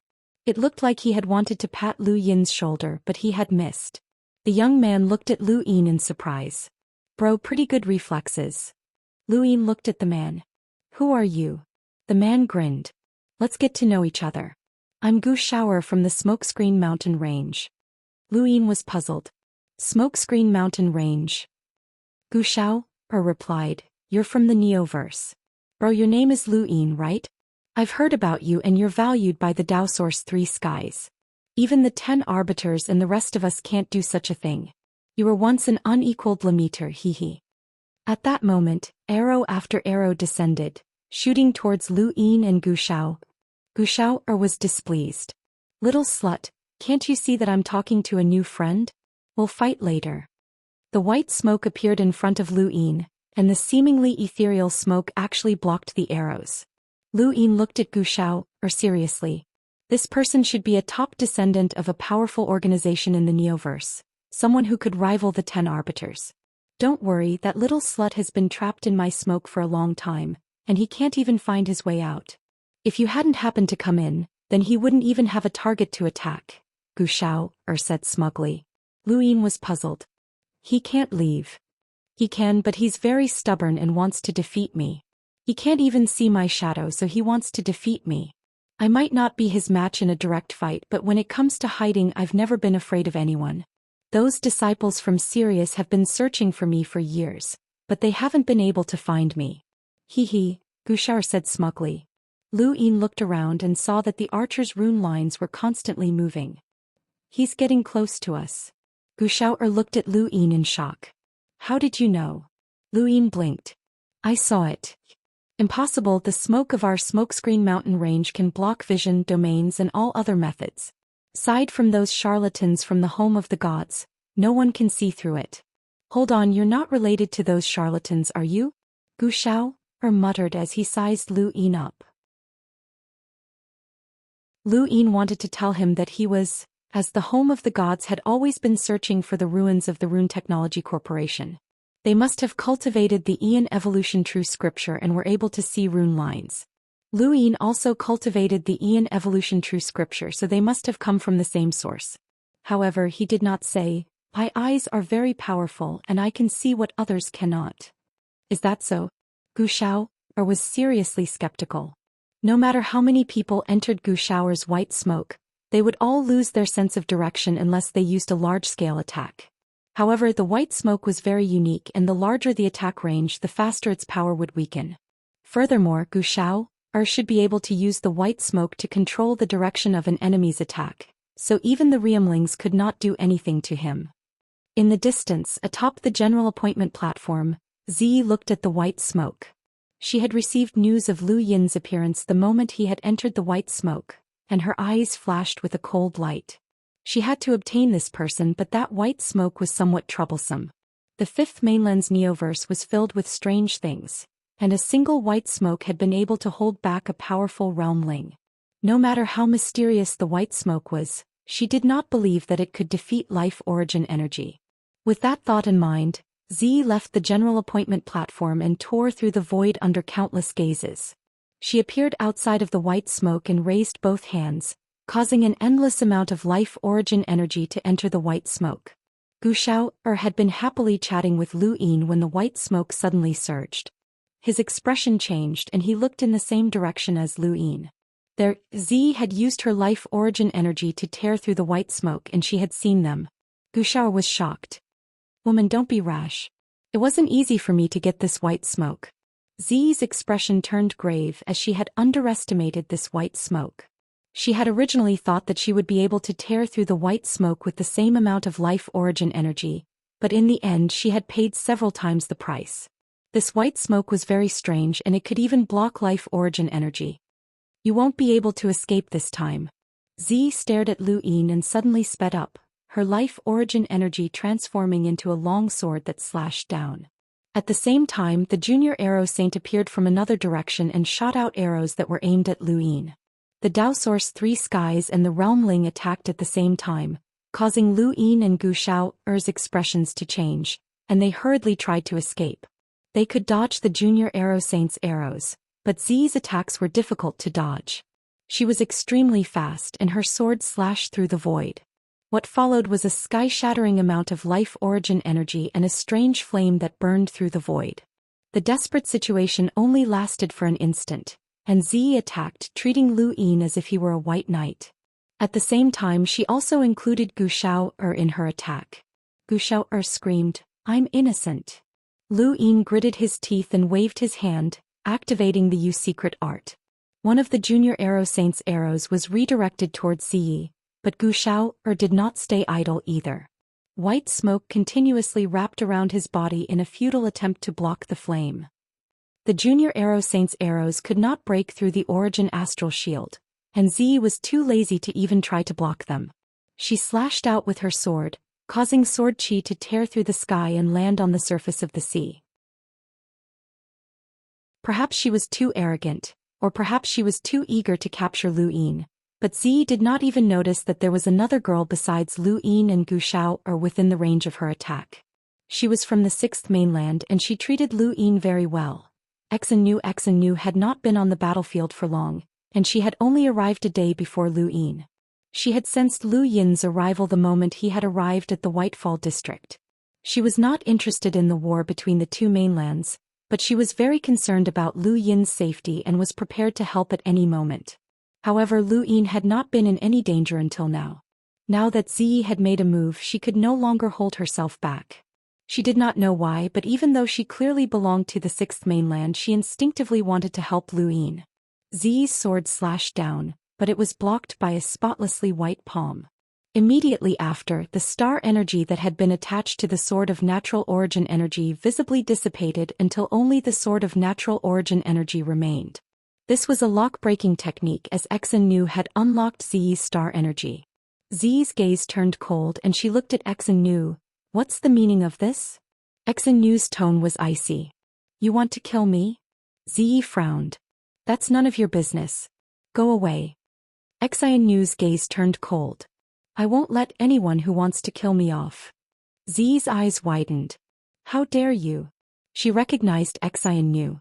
This girl was from the Stone Realm and she had strength comparable to a Realmling. However, Ziyi did not even place a Realmling in her eyes, let alone one who was not even a Realmling. She raised her hand and the sword of natural origin energy swept out. This time her target was Xinyu. Xinyu asked, Why do you want to kill me? She raised her hand and continuously tried to dissolve Ziyi's star energy, but she could not do anything to the sword of natural origin energy and was suppressed. Chapter 986. Although Maiden could not deal with the origin energy and could not harm Ziyi, she was still able to block Ziyi for the time being. The pride of the Dao Source 3 Skies was not enough to explain the situation to Maiden, and Maiden wanted to help Lu Yin, so there was no need for her to explain. She had already achieved her goal. In the sky above the Whitefall district, Ziyi was held back by Maiden. Countless people from the 6th mainland were stunned. Women really could not understand why they would even fight their own people. Lu Yin was astonished. Maiden had come as well and she was helping him so brazenly. Was she all right? They were not that close. This sister is amazing. She even dares to block the Dao Source 3 Skies and she's from the 6th mainland. Bro, she's mine, Gu Xiao said seriously to Lu Yin. Lu Yin was speechless. Why did he keep running into people like this? 7th bro, did she fall in love with you? The monkey asked. He had not spoken in a long time and Lu Yin had almost forgotten about him. Now that the monkey spoke, Lu Yin suddenly remembered that the monkey had been speaking less and less recently, which was very abnormal. Monkey, are you all right? Lu Yin asked. The monkey was confused. What's wrong? Nothing, Lu Yin casually replied. There was definitely something wrong with that damn monkey. Ziyi was held back by Maiden, but the young arrow saint was not. This man was very stubborn and he did not waste words. He only wanted to get rid of Gu Xiao and capture Lu Yin alive. He attacked and filled the sky with arrows that pressed down on Lu Yin and Gu Xiao. Gu Xiao hurriedly used the white smoke as a blanket to block the arrows, but the white smoke was torn apart by the origin energy, and he could not gather it back together in a short period of time. He could only shrink it a little and his entire body was smashed into the sea by the arrows. Star energy gathered in Lu Yin's right hand, and he unleashed a scorching sun that collided with the arrows. However, he was only able to cancel out one of the arrows, and the young arrow saint shot out dozens of arrows that Lu Yin could only dodge. The little arrow saint's method was to make up for the combat power suppressed by celestial phenomenon. Although it was simple and crude, it was very effective. Lu Yin did not want to passively take a beating, so he dodged the arrows while approaching the young arrow saint. The junior arrow saint wasn't stupid and he could tell what Lu Yin was trying to do. However, he didn't try to stop Lu Yin. As Lu Yin approached, the junior arrow saint struck out with a palm. The junior arrow saint gripped his longbow and covered it with 9-lined battle force. He grabbed the longbow and smashed it towards Lu Yin, using it as a weapon. The might of 9-line battle force far surpassed that of 8-line battle force. The moment they clashed, Lu Yin's 8-line battle force collapsed. However, he relied on the 100 stacks and his powerful physical body to make up for the lack of battle force. Both he and the junior arrow saint retreated. The junior arrow saint was astonished by Lu Yin's physical strength, and he raised his longbow to shoot another arrow. The junior arrow saint was a typical person who did not speak much. He fired a volley of arrows, and even if Lu Yin dodged them all, the sea would still be covered. The attacks were indiscriminate, and even the cultivators from the 6th mainland would be affected, let alone the 5th mainland. The little arrow saint was cold and emotionless as he continued to shoot. On the surface of the sea, 2 figures charged over and glared at the junior arrow saint.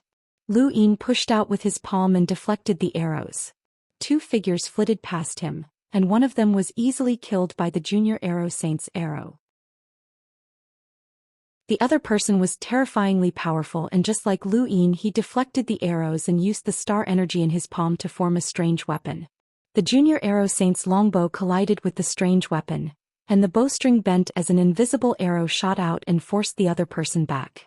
That person retreated 100 meters and arrived at Lu Yin's side, panting slightly.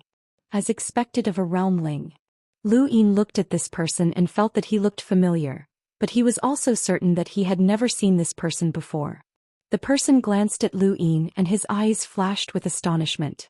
He then looked back at the junior arrow saint. Suddenly the junior arrow saint looked up. Giant meteors were crashing down from the sky one after another. They were attacking in the same manner as the junior arrow saint. Unfortunately, the number of rune lines on these meteors was far less than the junior arrow saints, and they did not reach the critical point of a power level of 200,000. Even so, the numerous meteors still distracted the junior arrow saint. Lu Yin looked at the surface of the sea and saw that the rune lines on these meteors were being controlled by a man. The meteors were the man's attack method, and Lu Yin felt like he had heard of it before. Meteors fell from the sky and the stars fell. Right, Xianxia was one of the 4 unequaled Lemeters. Lu Yin had encountered Mu Rong and Ling Ke, but he had never seen Xianxia before. This person should be Xianxia. An explorer who could display power comparable to a hunter's was definitely Xianxia. This strength was enough to be bestowed with the title of general. Then who was this person beside him? He had the power to directly contend with a realmling, but he was still slightly inferior. This person should be able to be bestowed the title of king. The meteors falling from the sky were shattered by the junior arrow saint's arrows.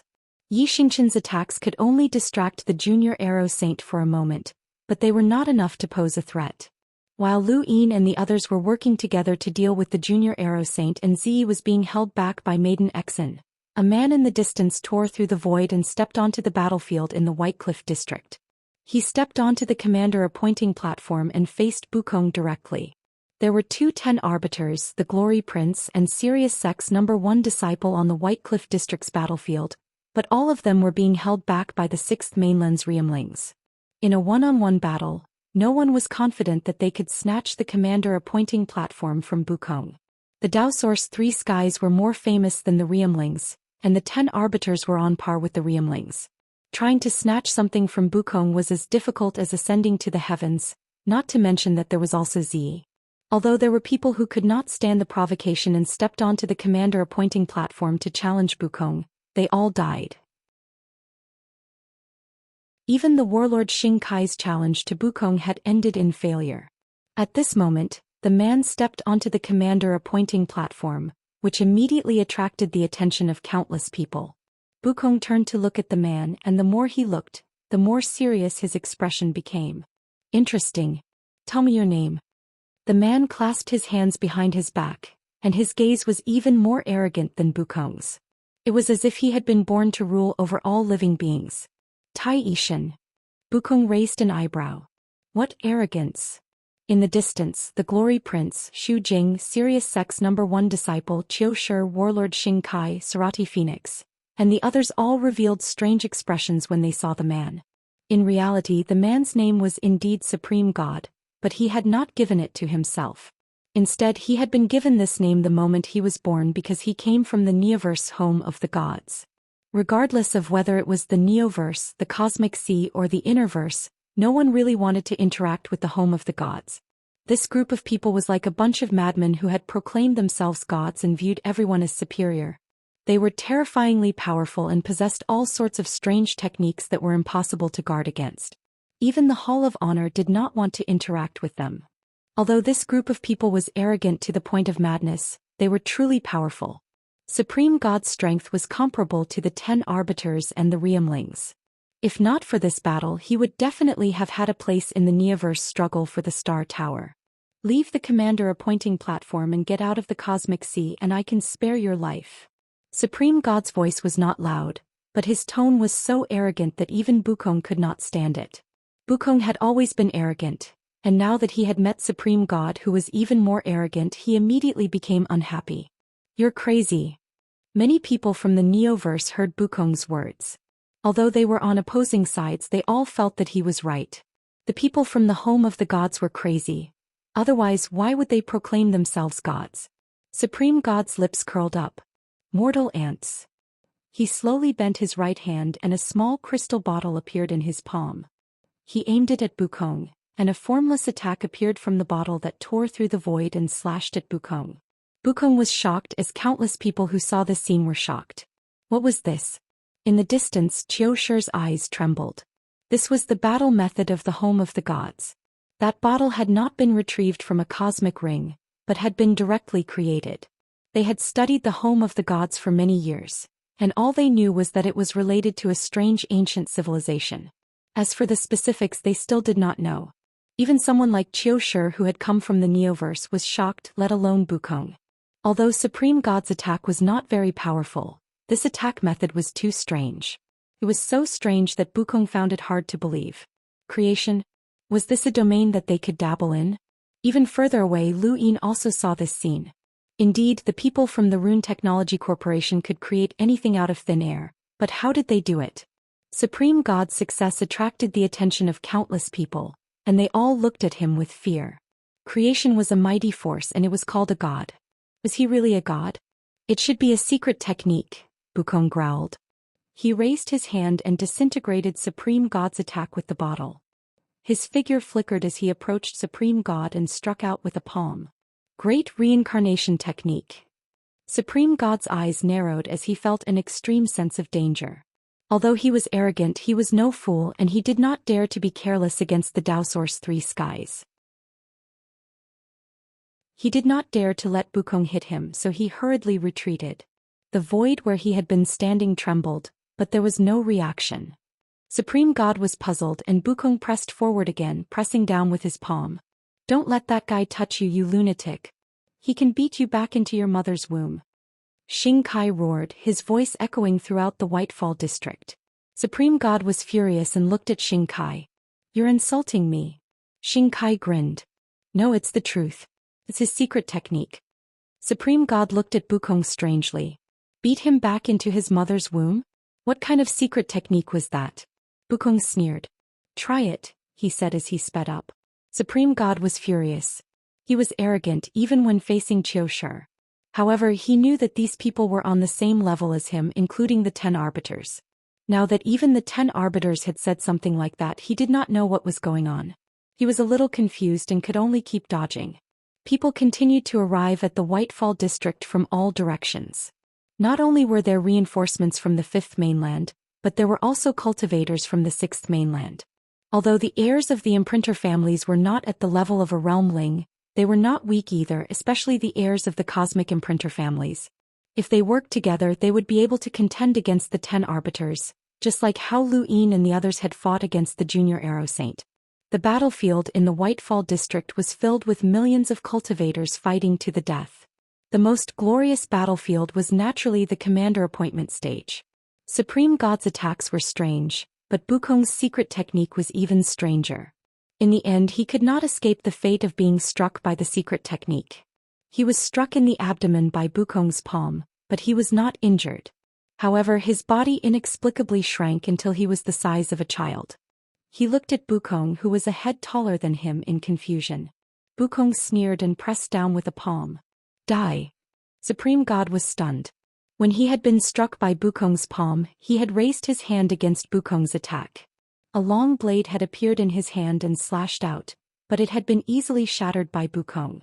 At that moment, an arrow pierced through the void and shot towards Bukong.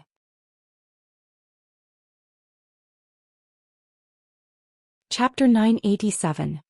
Kong frowned and flicked his finger, breaking the arrow. Tai Yishan took advantage of this moment to hastily retreat, panting heavily. He had almost died. Kong looked in another direction. That arrow had come from the junior arrow saint. Only a Riemling's attack would be worth his attention, but that arrow had definitely not been fired by the junior arrow saint.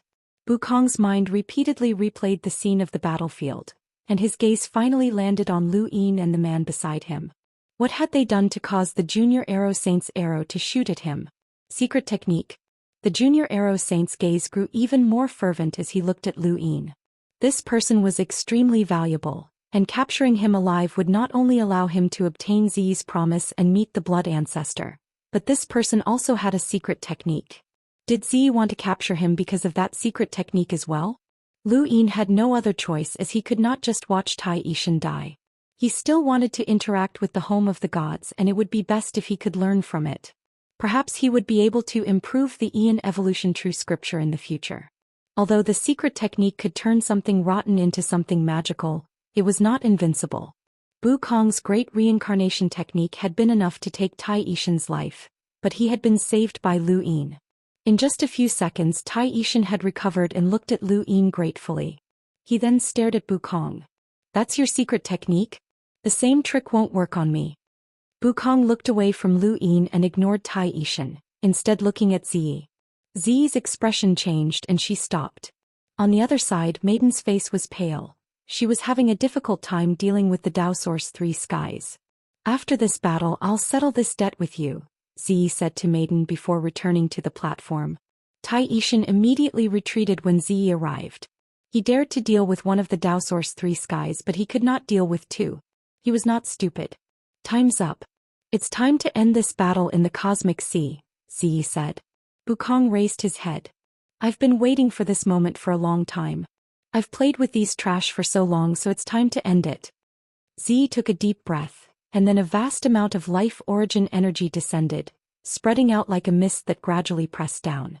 The majestic Genesis Chi attack was like a signal to all the Fifth Mainland cultivators. The Sixth Mainland Sword Scholar, the Little Arrow Saint, the Sword and the Stone who had been fighting Xianxia, and DFA who had been holding back Battle King Xingkai, all leaped up and stepped onto the general appointment platform. Under the gazes of millions of people, Kong shouted, "Step on the right foot. Break through the White Cliff District. Go." The general appointment platform trembled as the two Dao Source 3 skies led the four Riemlings towards the south. They wanted to directly break through the Whitefall district and reach a place where celestial phenomenon could no longer suppress their strength. The faces of Xingkai and the others changed and they all rushed to the platform. Lu Yin's expression changed. This group of people had suddenly attacked, which meant that they had definitely made ample preparations. The Fifth Mainland's older powerhouses were no fools. If the Sixth Mainland had truly been allowed to break through the Whitestone district, then the Sixth Mainland's group of imprinters would have been able to unleash their full power. The Fifth Mainland's older powerhouses would definitely have made a move at the last moment. Under such circumstances, these people still wanted to break through the Whitestone district. Could it be that the older generation powerhouses of the Sixth Mainland were hiding somewhere? Lu Yin was not the only one who had thought of this, as everyone had thought of the same thing. Right now, everyone's goal was to prevent Kong and the others from breaking through the Whitestone district. Xingkai, Sarati Phoenix, Xu Jing, Qiushi, and the others all rushed to the platform. Zi's astral nova suddenly expanded and Lu Yin shouted, "Be careful. Don't get caught in it." Xingkai roared and his body suddenly expanded to 10 meters, 100 meters and then 1,000 meters. He turned into a giant that soared into the sky and slammed down with a palm. Zi's astral nova was not enough to completely envelop him, so she had no choice but to withdraw it. She then used the sword and the stone, and the sky splitter sword slashed through the void from below towards Xingkai. Xu Jing tapped out with a finger and the attack descended in a straight line. Zi's astral nova blocked the attack while Jianru and DFA attacked at the same time. Sarati Phoenix and Qiushi stepped forward as well. The sky was torn apart as the most powerful powerhouses gathered high up in the sky, displaying a glorious battle. This was the best battlefield for the younger generation. Kong snorted and suddenly walked off the platform, charging towards Xingkai, who was the closest to him. Xingkai was too large, making him an obvious target, and it would be easy for Amu Kong to hit him. However, Xingkai had fought with Amu Kong several times, so he understood the methods of the Dao Source Three Skies very well. The moment Amu Kong stepped off the platform, his body returned to its original state. He opened his mouth and roared, causing sound waves to sweep out in all directions. Amu Kong's gaze turned cold. It's useless to talk. The sound waves that had almost materialized in front of him were instantly disintegrated, and countless arrows shot towards Xingkai from above. Tai Yishan appeared and his eyes flickered with runes. The arrows were all weakened and in the end they were all shattered by Xingkai's fist. This was a chaotic battle, and those who had not reached a certain level would not be able to participate. Aside from the Dao Source Three Skies, everyone else was a hunter and the Dao Source Three Skies were enlighters. The battle did not last long, but the millions of people below could feel the danger. Any single shockwave was enough to kill many people. Lu Yin watched in shock and Gu Shower soared into the sky from the surface of the sea. Although I'm confident that I can pin down a realmling, I'm not confident that I can participate in such a large battle. You can release some white smoke to cover yourself, the man beside Lu Yin said. Gu Shower looked over. So it's Xia Tian. You're pretty smart. Alright, I'll cover you. He then took out a bag of loose items from his cosmic ring and fiddled with it. White smoke was released from the bag and it slowly floated towards the platform. Xia Tian. Lu Yin was astonished as he had heard of this name before. Xia Tian was number 1 on the top 100 rankings. It was no wonder why he could fight against a realmling alone. In the Outerverse, Xia Tian was the number 1 person below the 10 arbiters, and he was strong enough to be conferred the title of king. Through this battle he would qualify to compete for the Star Tower. Xia Tian and Xia Luo both had primeval surnames. Could these two be related? Hold on. Lu Yin suddenly remembered why Xia Tian looked so familiar. His facial features were very similar to Xia Luo's. Xia Tian looked at Lu Yin and smiled. I've heard Xia Luo mention you before. Brother Lu, we finally meet. Lu Yin suddenly understood. You and Xia Luo are relatives, Xia Tian replied. Lu Yin thought of someone else. Then you and Xianxia are as well? Relatives, Xia Tian continued. Lu Yin had a deep impression of Xia Yi. At first he had thought that Xia Tian was just an area master, but he had displayed astonishing strength during the Astral Combat Tournament, defeating Chaos God Mountain's Zhangshi, and even using 4-lined battle force. Even Kuang Wang might not have been a match for him. Xia Luo, Xia Yi and Xia Tian all had the same primeval surname. Brother Lu, you entered Astral 10 at the same time as Xia Luo, but you've already reached such heights. I'm impressed, Xia Tian praised. Lu Yin exhaled, his thoughts complicated. Although the person in front of him was not one of the 10 arbiters, he was number 1 on the top 100 rankings. Among the countless youths in the Outerverse and Innerverse, he was ranked 11th, which was very terrifying. Once one of the 10 arbiters abdicated, this person would almost certainly inherit the position and could be considered one of the future 10 arbiters. More importantly, this person was not much older than them. He was younger than Tai Yuanjun and younger than the 10 arbiters, and he had an extremely terrifying innate gift. Brother Xia, you flatter me. How is Xia Luo? Lu Yin asked. Xia Tian sighed and shook his head. Lu Yin's heart sank. Could it be? I don't know, Xia Tian replied. Lu Yin was speechless. If you don't know, then don't know. Why are you sighing? He had thought that Xia Luo was dead. The white smoke drifted across the sky and then turned into wisps that wrapped around Xingkai, Sarati Phoenix and the others. This white smoke could even block the little arrow saint's attack. It was very mysterious and it could be considered as an additional layer of protection for them. Gu Shower's action of releasing the white smoke attracted the attention of Bu Kong and the others. A figure soared from the surface of the sea and attacked Gu Shower. It was Dachi Pu Chiohe. As a powerhouse from the Dao Source sect who had once challenged the Dao Source Three Skies, Chiohe was no weaker than a realmling. His arrival greatly increased the pressure on Gu Shower. I didn't do it on purpose. Chiohe snorted. He had been suppressing a belly full of anger for a long time. After the battle in the thunderstorm zone, he had been brooding over the words on the half-life token, and now he wanted to kill Gu Shower to vent his anger. Chiohe was stubborn. Lu Yin and Xia Tian were not too far away, so he did not attack. Instead he targeted Gu Shower. As they watched Gu Shower being chased around by Qiu He, Lu Yin and Xia Tian exchanged glances. This had nothing to do with them. Lu Yin was thinking about how to restrain the Sixth Mainland. The general appointment platform flew south under the control of Bu Kong and the others. Lu Yin did not doubt that once Bu Kong and the others passed through the region where the astronomical phenomenon was suppressed, they would attract the attention of those old monsters from the Sixth Mainland. Those old monsters would definitely be hiding somewhere, ready to act at any moment. The same was true for the Fifth Mainland as well. The Hall of Honor and the other powers' old monsters were ready to act at any moment. The location where the older generation powerhouses from both sides would definitely be extremely close to the edge of the astronomical phenomenon suppression. In other words, Lu Yin needed to keep Bu Kong and the others away from the edge of the astronomical phenomenon suppression.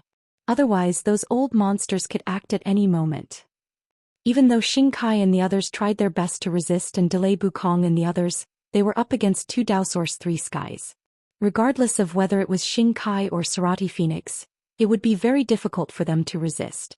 Zi's vitality energy made everyone wary, and Yuan Tiangang's primal chaos made everyone feel even more helpless. What they lacked now was an opportunity. The general appointment platform was surrounded by vitality energy, and Xingkai and the others could not break through it. They could only passively defend. If anyone could break through the vitality energy barrier, then they would be able to lure Xingkai and the others in for a decisive battle with Bu Kong and the others. Lu Yin was conflicted about whether or not he should act. He had exchanged blows with Zi before, and vitality energy was useless against him. In reality, Zi was also occasionally glancing at Lu Yin from atop the general appointment platform. She was certain that only Lu Yin could break through the vitality energy barrier, and this was the opportunity that she had left for Lu Yin. It seemed to be disadvantageous to them, but it was actually part of her plan. She needed someone to lure the Fifth Mainland's experts into the general appointment platform. This person could not be from the Sixth Mainland but rather from the Fifth Mainland. They were not afraid of a decisive battle, but she wanted a decisive battle that would completely annihilate the Fifth Mainland's younger generation. It all depended on whether or not Lu Yin dared to act. The situation had to tilt in the Fifth Mainland's favor, and only then would they be able to wipe out this group of people in one fell swoop. Lu Yin was still conflicted. That battlefield was too terrifying and any mistake would mean certain death. He had all sorts of tricks up his sleeve and he could even escape from an imprinter's attack. However, forcefully joining the 10 Arbiters battlefield was still very dangerous. While Lu Yin was conflicted, the general appointment platform suddenly changed due to the white smoke.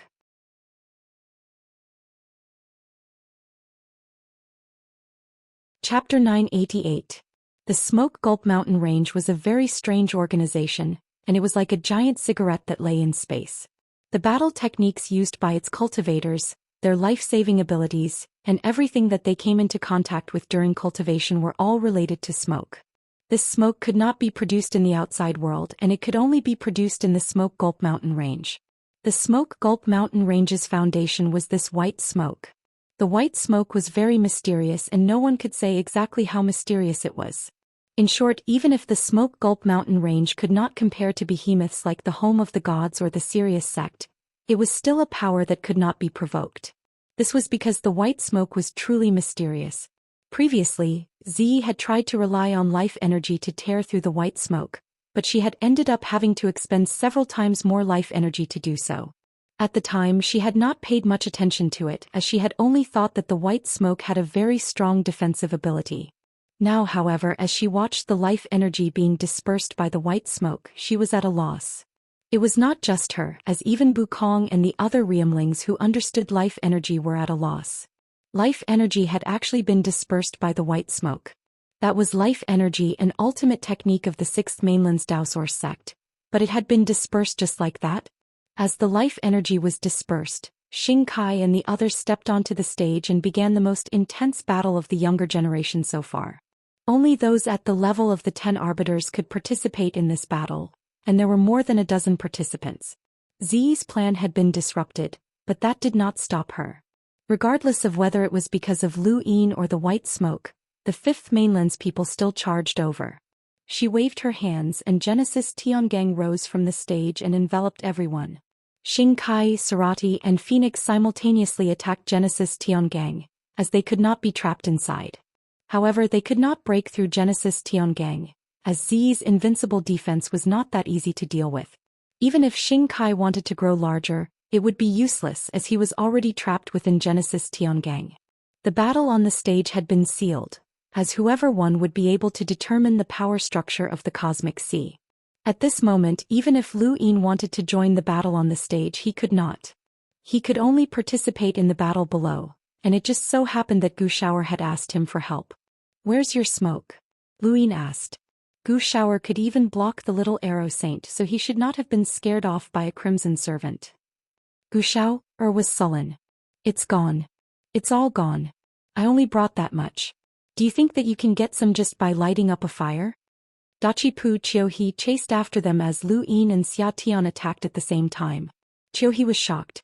He could still deal with one lone small fool, but 3 king-ranked martial artists caused him to panic as he hurriedly tried to escape. A day later, Xingkai's body cracked open on the general appointment platform. He was severely injured and retreated to the rear of the south side. Xu Jing, Qiushi, and the others went forward to meet Bukong and the others. Not long after, the sword scholar's long sword shattered and he retreated to the back of the north. 2 days later, Tai Yishan used the scripture of eternity to weaken sword in the stone's defenses. Xu Jing pierced sword in the stone's heart in a straight line, almost killing him. However, sword in the stone used a secret technique to survive. The secret progenitor domain had many secret techniques. Apart from the god-vanquishing technique which many people knew, there was also the resurrection technique, which could heal one's injuries in a short period of time. 3 days later, Sarati Phoenix was struck by Bukong's great reincarnation technique and turned into a child. He was then ambushed by DFA and was severely injured. However, the Phoenix family's nirvanic rebirth allowed him to survive, but he had almost lost his ability to fight. The general appointment platform slowly flew south. The battle on it was exceptionally intense, and even Bukong had been injured by Qiushi and Tai Yishan. Zi had already focused her attacks on Qiushi, as she felt that this woman was hiding her strength very deeply. On the surface of the Whitefall region, Starsabil looked at the general appointment platform with a twinkle in her eyes. She then looked around and found Lu Yin, who was cooperating with Gu Shower to kill Qiuhe. Lu Yin was stunned, and then he leaped up and rushed towards the general appointment platform. Starsabil's eyes were deep. This battle had to be won, and it all depended on this person. However, she suddenly turned to look in a certain direction. There Miss Qing was fighting someone. This woman was a variable. On the battlefield, those who could participate in the general appointment platform were not limited to just a few people. Xin knew Miss Qing, Starsabil, Summer, and Lu Yin could all participate, but both sides had their own misgivings. Starsabil said something to Lu Yin, and he arrived outside the Origin Celestial Star platform. He looked at the battlefield and waved his hand. Within the general appointment platform, the junior arrow saint fired a volley of arrows at the heavily injured Sarati Phoenix. He did not believe that nirvanic rebirth could be used infinitely. Even the Eyeless clan's cocoon rebirth could not do it. The Eyeless clan had a cosmic imprinter, so where did this Phoenix family find a powerhouse with a power level of 1,000,000?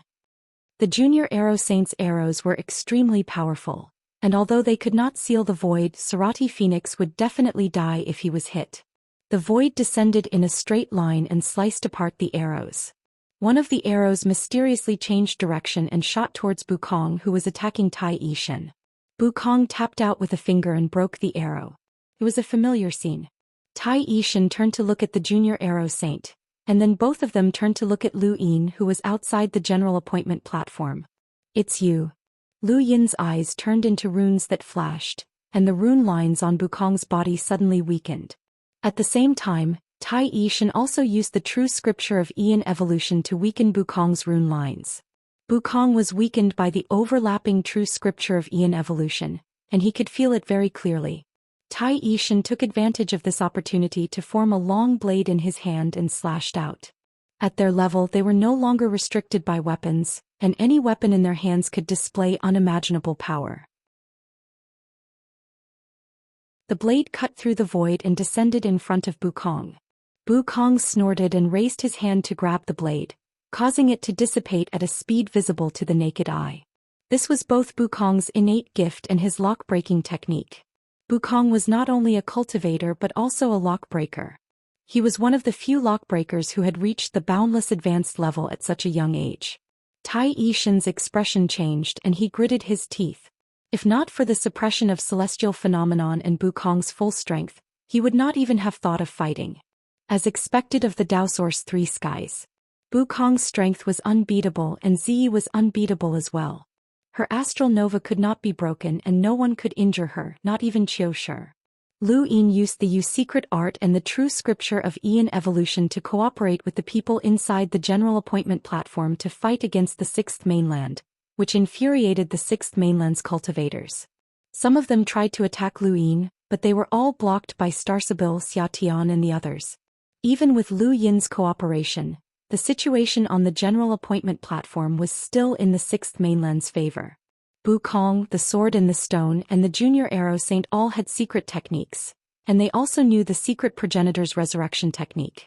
No matter how they fought, it was useless. On the other hand, the Fifth Mainland's Xingkai was heavily injured, Sarati Phoenix was still recovering, and Tai Yishan had also been injured by Bukong once and was bleeding from his abdomen. The longer things went on, the more likely the Fifth Mainland would lose. This was the reason why Zi wanted to lure the Fifth Mainland's group to the final battle. They were from the Daoist three skies and they were unbeatable existences. The general appointment platform continued flying south. Millions of people were fighting to the death in the Whitestone district, and even the White Sea was turning red. Lu Yin was very anxious as he could not find a way to break out of this situation. No matter how useful his secret techniques and the true scripture of Ian evolution were, they would not be able to change the entire situation. Suddenly, a thought flashed through his mind as he thought of something. It was a mysterious item, but he did not know if it would be useful. Girls were supposed to love cleanliness, and even if they were not, they would definitely be affected by something so smelly. Lu Yin decided to give it a try and took out the stench. In an instant, the atmosphere on the battlefield in the Whitestone district changed. Countless people sniffed and then vomited. What was that smell? Even Mr. E, an imprinter with a power level of nearly 700,000, could not withstand the stench of the stench, let alone these youths. The entire battlefield was instantly enveloped in a terrifying stench. On the general appointment platform, Bukong and the others suddenly stopped fighting and looked at Lu Yin. What was that smell? Zi, Qiu Shi and the other girls paled. This stench made them feel like they had fallen into hell. They hurriedly tried to isolate themselves from the smell, but they found that they could not. Countless people looked at Lu Yin with strange expressions. Lu Yin almost vomited. Why did it feel like the stench was getting stronger? This thing couldn't be getting more mature, could it? He could not take it any longer, and with a wave of his hand he activated the secret art. The stench disappeared and reappeared in Zi's arms. A secret technique was not something that could be blocked by source energy. Lu Yin could use it to influence the battles on the general appointment platform, so he could naturally send the stench into it as well. If not for the fact that his attacks were not very effective, he would have already started fighting outside of the platform. Zi stared blankly at the stench that was tightly pressed against her skin, and her pupils shrank. She immediately flung it away and glared at Lu Yin. "You're courting death." Lu Yin grinned and pointed behind her. Zi turned around and the stench appeared again. This time it was aimed directly at her face. Zi was furious, and a sword of source energy appeared in her hand. She slashed out, but it was useless. The stench was sent flying far away and it almost hit Bukong along the way. Bukong was startled and hurriedly dodged. He did not dare to touch this thing, as who knew if the smell could be washed away. "Sorry, the longer you touch this thing, the longer the smell stays," Lu Yin shouted from outside the platform. He then waved his hand and the stench disappeared and reappeared in Zi's arms. Zi was completely stunned. Ever since she had been born, she had experienced countless life-or-death battles and had successfully become one of the Daoist three skies. She cultivated source energy and became a genius of the Daoist sect. Everyone looked at her with reverence, and everyone had presented her with precious items. She had never imagined that she would one day be stuck with such a stinky thing that she could not throw away. "Lu Yin, you're courting death." Zi cursed at Lu Yin, and her sword of source energy continuously slashed at the stench. The stench was constantly sent flying, but it could not be destroyed, and it continued to fly towards Ziyi. The Whitestone District's battlefield had originally been filled with a desperate battle, but at this moment the smell had truly changed. Many people no longer had the stench of blood in their nostrils, and it was replaced by a foul stench. Even normal people who did not have mysophobia could not stand this stench. It affected their senses too much and they could not block it out. A single stench had caused the entire battlefield to stop fighting, which was a testament to its power. On the general appointment platform, the crowd distanced themselves from Ziyi, and they all looked at the stench as if they were looking at a ghost.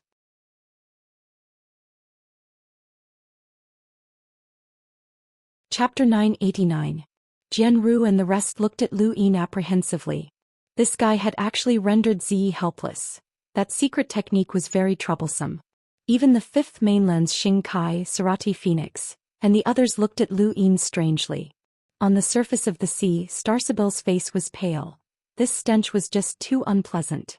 Miss Qing kept moving away as she blinked at Lu Yin. What an interesting person. She kept her distance from the general appointment platform and could not get close to it. This stench was unbearable. Gu Shaoer looked at Lu Yin as if he was a god. This was a god, a true god.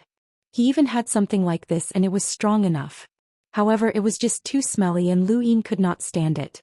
The sixth mainland's originally advantageous situation changed the moment Lu Yin took out the stench. Ziyi alone was enough to tire out Qiu Shi and the others, but one person might not necessarily be able to hold her back. They might even need two people to work together. Now Ziyi was stuck to the stench and could not break free. The sixth mainland had lost one of the Daoist's three skies and things were different now. Qiu Shi freed up her hands to deal with DFA. That guy did not fight head-on and instead he kept attacking from behind. His blood allowed his attacks to penetrate everything, so the injuries of Xingkai and Sarati Phoenix were definitely related to him. Although DFA was not afraid of being targeted by Qiu Shi, he had no choice but to face her head-on. He looked at Ziyi. Don't worry about that thing. It doesn't have any killing power. Hurry up and deal with this woman. Ziyi ignored him as she was focused on how to break free from the stench. Origin energy was useless and neither was origin astral gas. Even the scarlet flame eyes were useless. What was this thing? Lu Yin was pleased with himself. This thing had forced Mr. Yi to escape multiple times, allowing him to reach the pinnacle of his life. It had a mystical characteristic and even origin astral gas could not stop it. Why had he not thought of it earlier? He had to remember it in the future as this was a powerful weapon that was far more useful than any other power vessel. Mr. Yi could not destroy it and neither could these people. Lu Yin did not know what the upper limit of this thing was. Ziyi was disgusted. She tried everything she could think of to deal with the stench, but it didn't matter whether she destroyed it or stored it in her cosmic ring. She didn't want to care, but Lu Yin's methods were very despicable. The Yu secret art caused the stench to continuously smash at her face and even appear in her bosom from time to time. It was hard for her not to notice it as the stench was just too terrifying. It was enough to cause nightmares. He flitted past the crowd and appeared beside Ziyi. He raised his hand and slapped the stinky object. He activated his secret technique, the Great Reincarnation Art. The Great Reincarnation spell could send the target back to their childhood, which was equivalent to reversing the time of a person or object. He wanted to send the object back to its birth or make it disappear, but strangely his palm had no effect. Lu Yin sneered. The stench had been unlocked from a source box, and no one knew how many years had passed since it had been unlocked. No matter how miraculous Spaceless' secret technique was, it would still be useless. Since the secret technique didn't work, he didn't have time to attack again. He activated his talent, Decomposition, and slapped it on the stinky object, but it was still useless. Out of desperation, Spaceless grabbed the stinky object and tried to take it away by force. But Lu Yin activated his secret technique and flung the object into Ziyi's arms.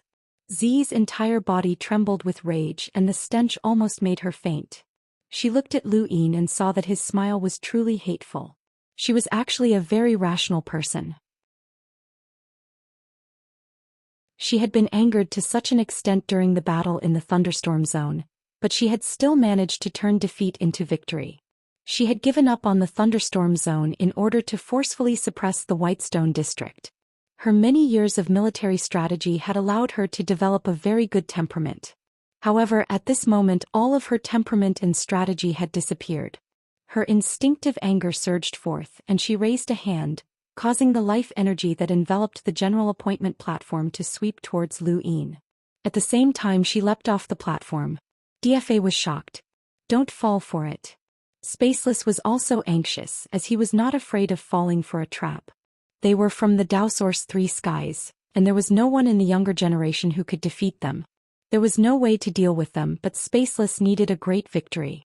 Just breaking through the Whitestone district would not be considered a great victory, and he needed to deal with this group from the Fifth Mainland. Once Zi left, the astral helix would no longer be able to cover them and this group would likely flee. This was not an outcome that Spaceless wanted. However, Zi had already lost her mind due to anger. She gripped the life energy sword in her hand and slashed at Lu Yin. At the same time, the life energy pressure that filled the sky seemed to want to drown the entire Whitestone district.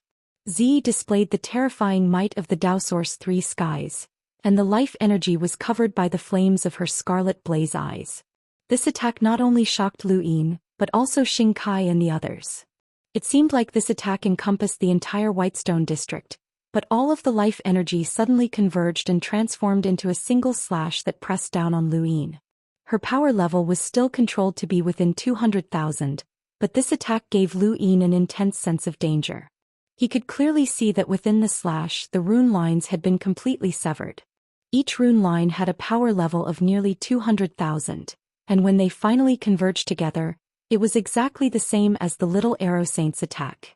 Not everyone could separate all of their attacks like Zi, shielding them from the astral suppression, and then completely fusing them together. This move was many times more brilliant than the Little Arrow Saint's attack.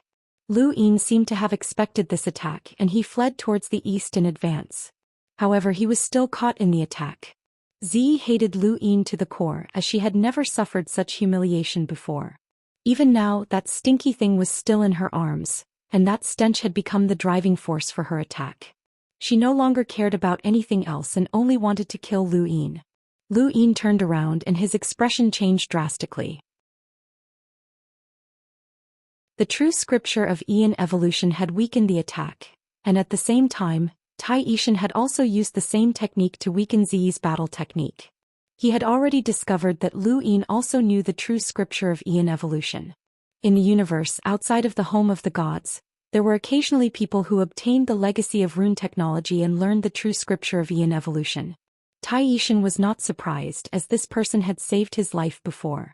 Zi's attack had been weakened by Lu Yin and Daoist's joint efforts, but after exchanging blows with Lu Yin several times, how could Zi not be prepared? While Lu Yin and Daoist could weaken the attack's power, Zi could also increase it. Her power level had already exceeded 200,000, so it was not difficult for her to increase it in an instant. Lu Yin still had to face an earth-shattering attack. Just as everyone thought that Lu Yin would definitely be hit, a sword light flashed in the distance and the world turned into a world of swords. The air, the sea, and everything else that could be seen with the naked eye turned into swords. The first to react was Jianru, and the long sword in his hand started to tremble uncontrollably. Following that, the sword in the stone Daoist, and the rest all felt a terrifying sharpness. Zi's attack suddenly changed direction and slashed towards the sword light. The sword light came from the void and collided with Zi's attack. A formless sharpness swept out in all directions, covering the entire Whitestone district. The seawater boiled as it was torn apart by the sword chi and cracks in the void rained down. Countless people were affected by the aftershocks of the collision between the sword light and the attack, and many were immediately torn in half without being able to resist at all. Starsibyl kept moving around, her expression solemn. Dachi Puchio he raised his hand and used a battle technique, but it was torn apart by the sword light's aftershocks. His entire arm was drenched in blood. Xia Tian quickly retreated as a gust of wind swept past, slicing through the void. If he had been a step too slow he would have been struck. Gu Xiao cried out in alarm as he narrowly avoided the aftershocks. On the surface of the sea, a giant meteor that Yi Xingqian had been guiding was sliced into pieces and reduced to dust. Lu Yin felt a gust of wind sweep past him, accompanied by an unparalleled sharpness. He hurriedly used his fates and to block the attack. Fortunately, his physical body was tough, or else he would have been severely injured if not killed at such close range. On the stage, everyone stopped fighting and looked into the distance in disbelief. Who was this? How could this attack be so terrifying? Wukong's expression was solemn. Before he had joined the battle, someone had told him that the Fifth Mainland could not be underestimated. This was not just the Fifth Mainland, as there were many shattered remnant clans from the previous 4 mainlands. These remnant clans had been passed down since ancient times, and they could not be underestimated. At first he had not paid much attention to this, but he had felt threatened when he had encountered Xing Kai in the Whitefall region. Although Xing Kai had been defeated, Wukong had not been able to eliminate him. Xing Kai had the strength of a realmling, and he had even surpassed the average realmling. Coupled with Sarati, Phoenix, Qiushi and the others, Wukong had experienced the Fifth Mainland's strength. Now the appearance of that sword light had shocked him once again, as he had not been able to clearly see the Fifth Mainland's true strength. Zi stood high in the sky with a solemn expression as she looked to the east. There a girl was slowly walking over. Her long black hair fluttered in the wind, and she held a white long sword in her hand. She wore a pair of large spectacles and she looked both gentle and adorable.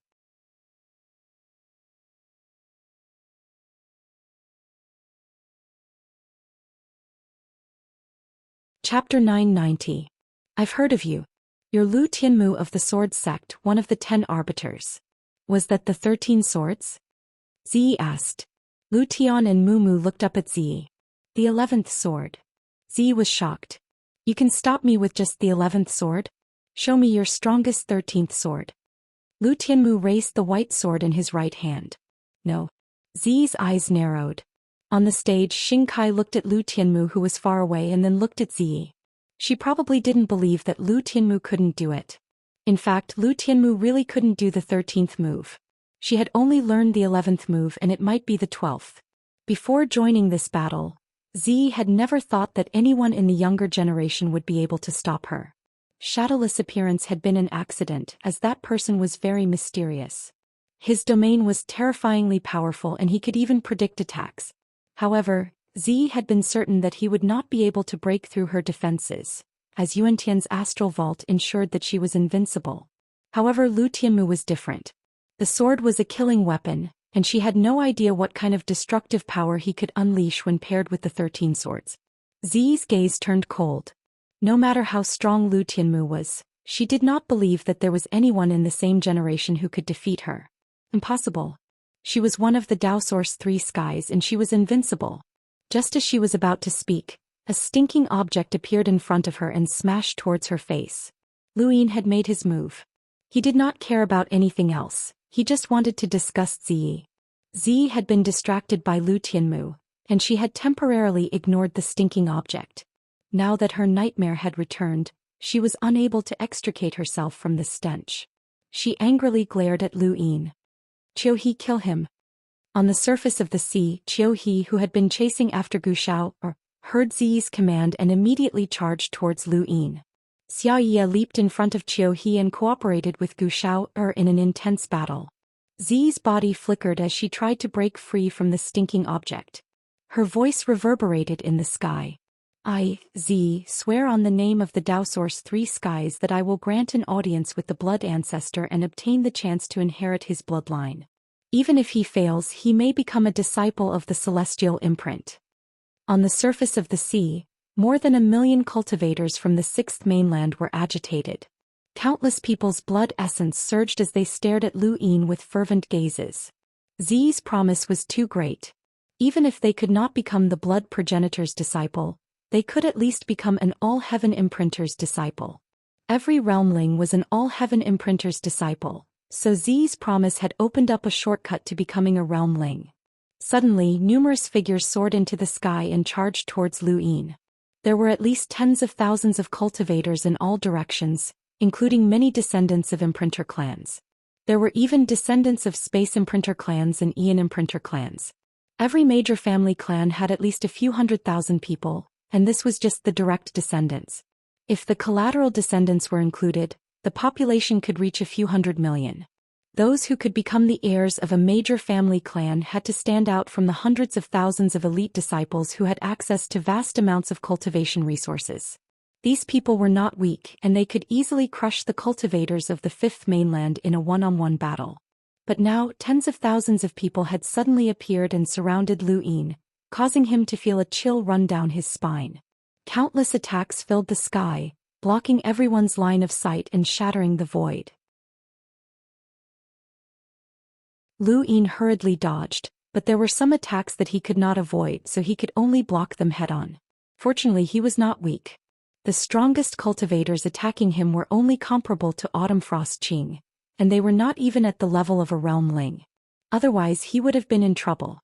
Even so, there were just too many people attacking him and Lu Yin's scalp felt numb. The Sixth Mainland's cultivators surrounded Lu Yin, and the Fifth Mainland's cultivators could not take it anymore. Lu Yin was clearly able to annoy the Daoist Three Skies, and he had played a huge role in this. All of the cultivators had spontaneously organized themselves to protect him, and there were also cultivators who wanted to be friendly with Lu Yin. The Whitefall district immediately erupted into a battle with Lu Yin at the center. Ziyi heaved a sigh of relief. Down below, Lu Tianmu watched Lu Yin flee with a strange expression. She knew this person. Lu Xiaoyan, Long Yun, Lu Xiaoqiu and the others had all mentioned him before. Her aunt, Lu Fuxue, who had married into the Nalan family, had also mentioned this person. She had also watched a recording of this person's performance in the Tournament of the Strongest, and she had been amazed by his cultivation talent. Someone who had joined the Astral Combat Academy from the Outerverse did not have an enormous amount of cultivation resources or exquisite battle techniques, but he had still been able to comprehend battle force and resist the 13 swords.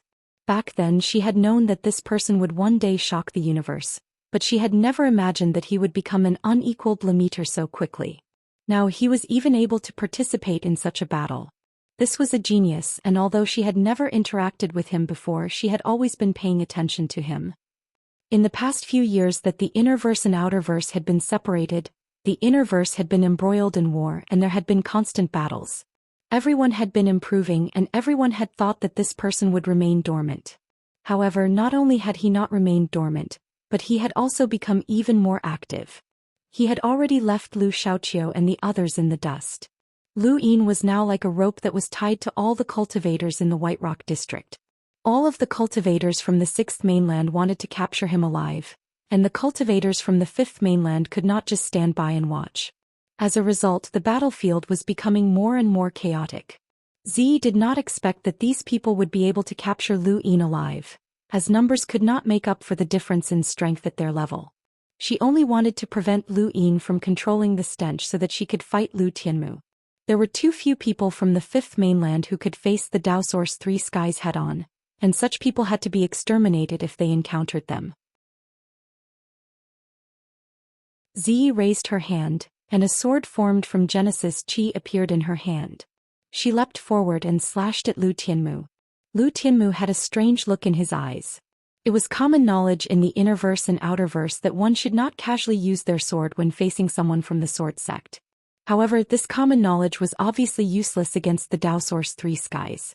Even if Ziyi was not proficient in sword techniques, with some casual cultivation, her sword techniques would not be any weaker than an ordinary elite from the sword sect. In fact, they might even be stronger. Ziyi's strength lay in her Genesis Qi and her invincible origin dipper. Aside from Lu Yin, no one else could truly ignore Genesis Qi. Even if one could not see the light, they would still need to rely on their domains to isolate Genesis Qi. Lu Tianmu could not ignore this ultimate technique from the Sixth Mainland's Daoist sect. He did not care about Ziyi's sword techniques. All he cared about was her Genesis Qi. Ziyi's sword descended, but Lu Tianmu raised his sword and rotated it horizontally in front of him. The sixth sword was used to defend against sword force. The Genesis Qi sword slammed into Lu Tianmu's sixth sword, but it was completely isolated.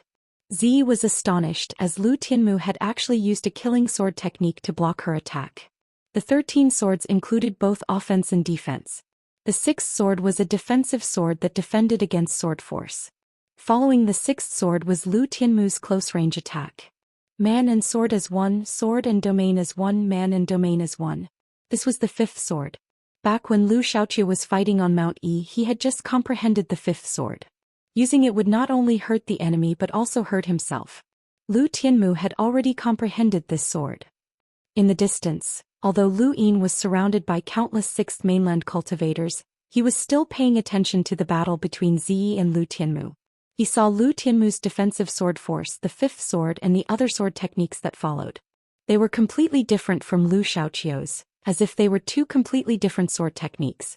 The same battle technique would have completely different effects when used by different people. Lu Tianmu's 13 swords was the true 13 swords, and even Ziyi had to be careful when dealing with it. Even the confident Origin Dipper did not dare to casually take it head-on, as this sword technique was too murderous.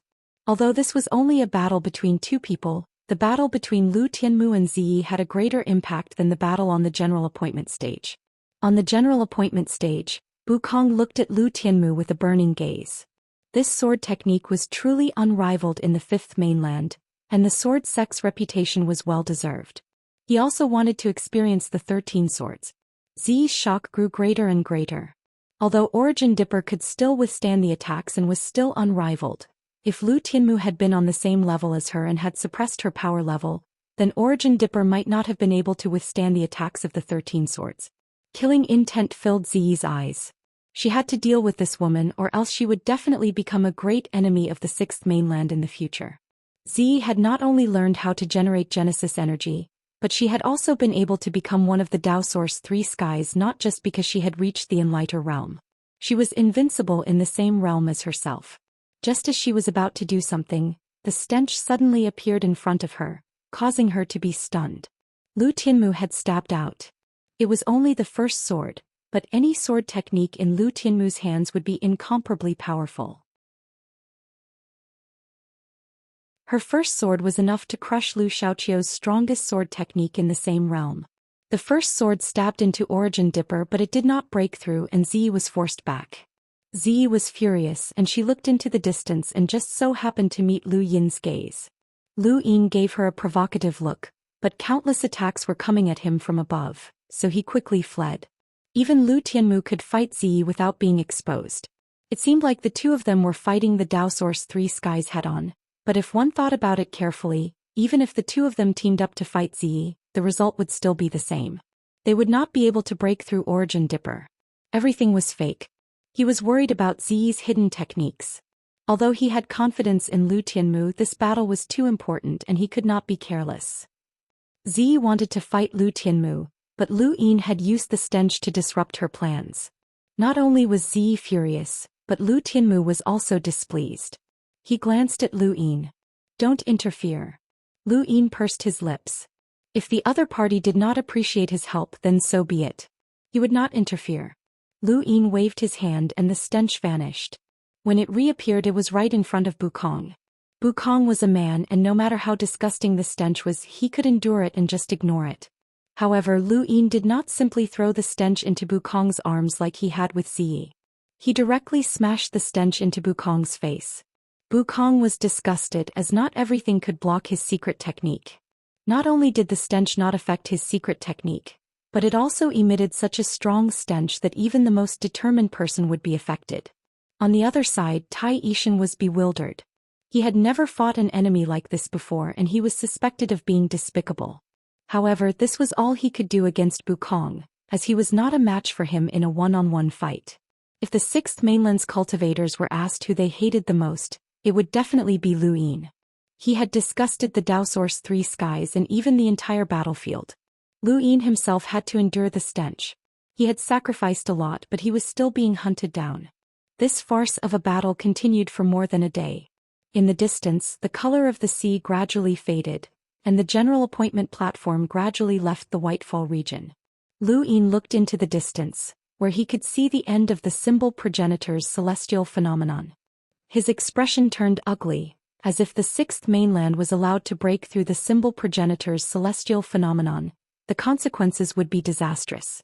Fortunately, there were countless rune lines at the end of the celestial phenomenon, which belonged to the Fifth Mainland's older generation.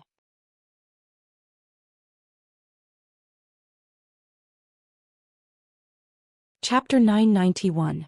Not only were the elders of the Innerverse sword sect there, but there were also the rulers and elders of the Neoverse's great powers. They were the final barrier. Both sides had tacitly divided the cosmic sea into a battlefield for the younger generation, But if it really came down to it, how could they still abide by this tacit agreement? Lu Yin looked back.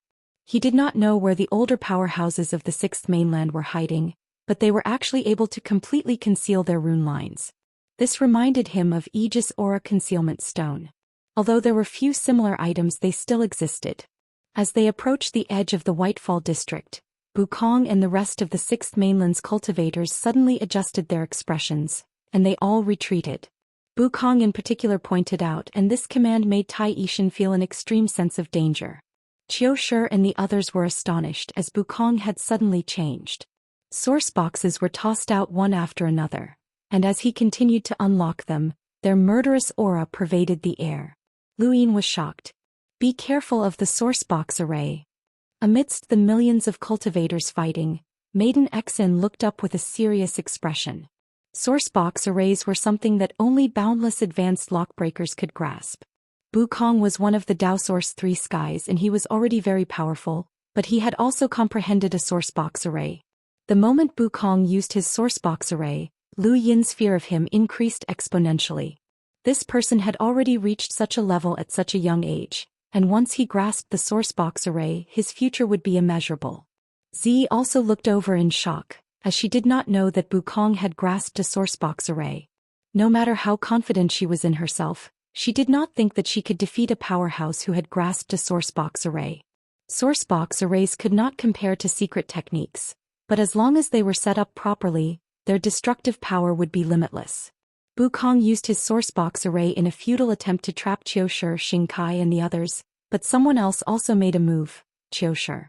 Everyone in the Sirius sect was a lockbreaker, and the Sirius technique was a technique that all lockbreakers yearned for, as it was extremely helpful when it came to lockbreaking. Back then Lu Yin had used the Sirius technique to flatten the Starburst Orb, which had attracted Master Wuxing's attention and allowed him to join the Lockbreaker Society. Qiu Shi was the #1 disciple of the Sirius sect, and she was known as the Four Ultimates. Bukong's technique was fast, but Qiu Shi's technique was not slow either. Bukong relied on his natural talent of decomposition, while Qiu Shi relied on her Sirius technique. Both of them had an advantage. Bukong had not expected that the other party would also be hiding a boundless advanced lockbreaker. It was no wonder why Zi had always felt that this woman was hiding her strength so deeply. However, no matter how deeply he tried to hide it, it was useless. This source box array did not require too much time to set up, and it also contained dozens of variations. Lu Yin used one technique to cover another technique while using another technique to hide another technique. Qiu Shi continuously unlocked the source boxes and changed the paths of the source box's danger, attempting to disrupt the activation of the array. However, in the end she still fell short. She had been scheming against the unsuspecting and she was always one step ahead. The source box's danger enveloped the entire platform, transforming into a boulder that trapped everyone within. His figure then flickered as he sent a palm strike towards Qiu Shi. The source box array instantly bound her and she was unable to resist this palm strike. She could only allow the palm strike to land on her.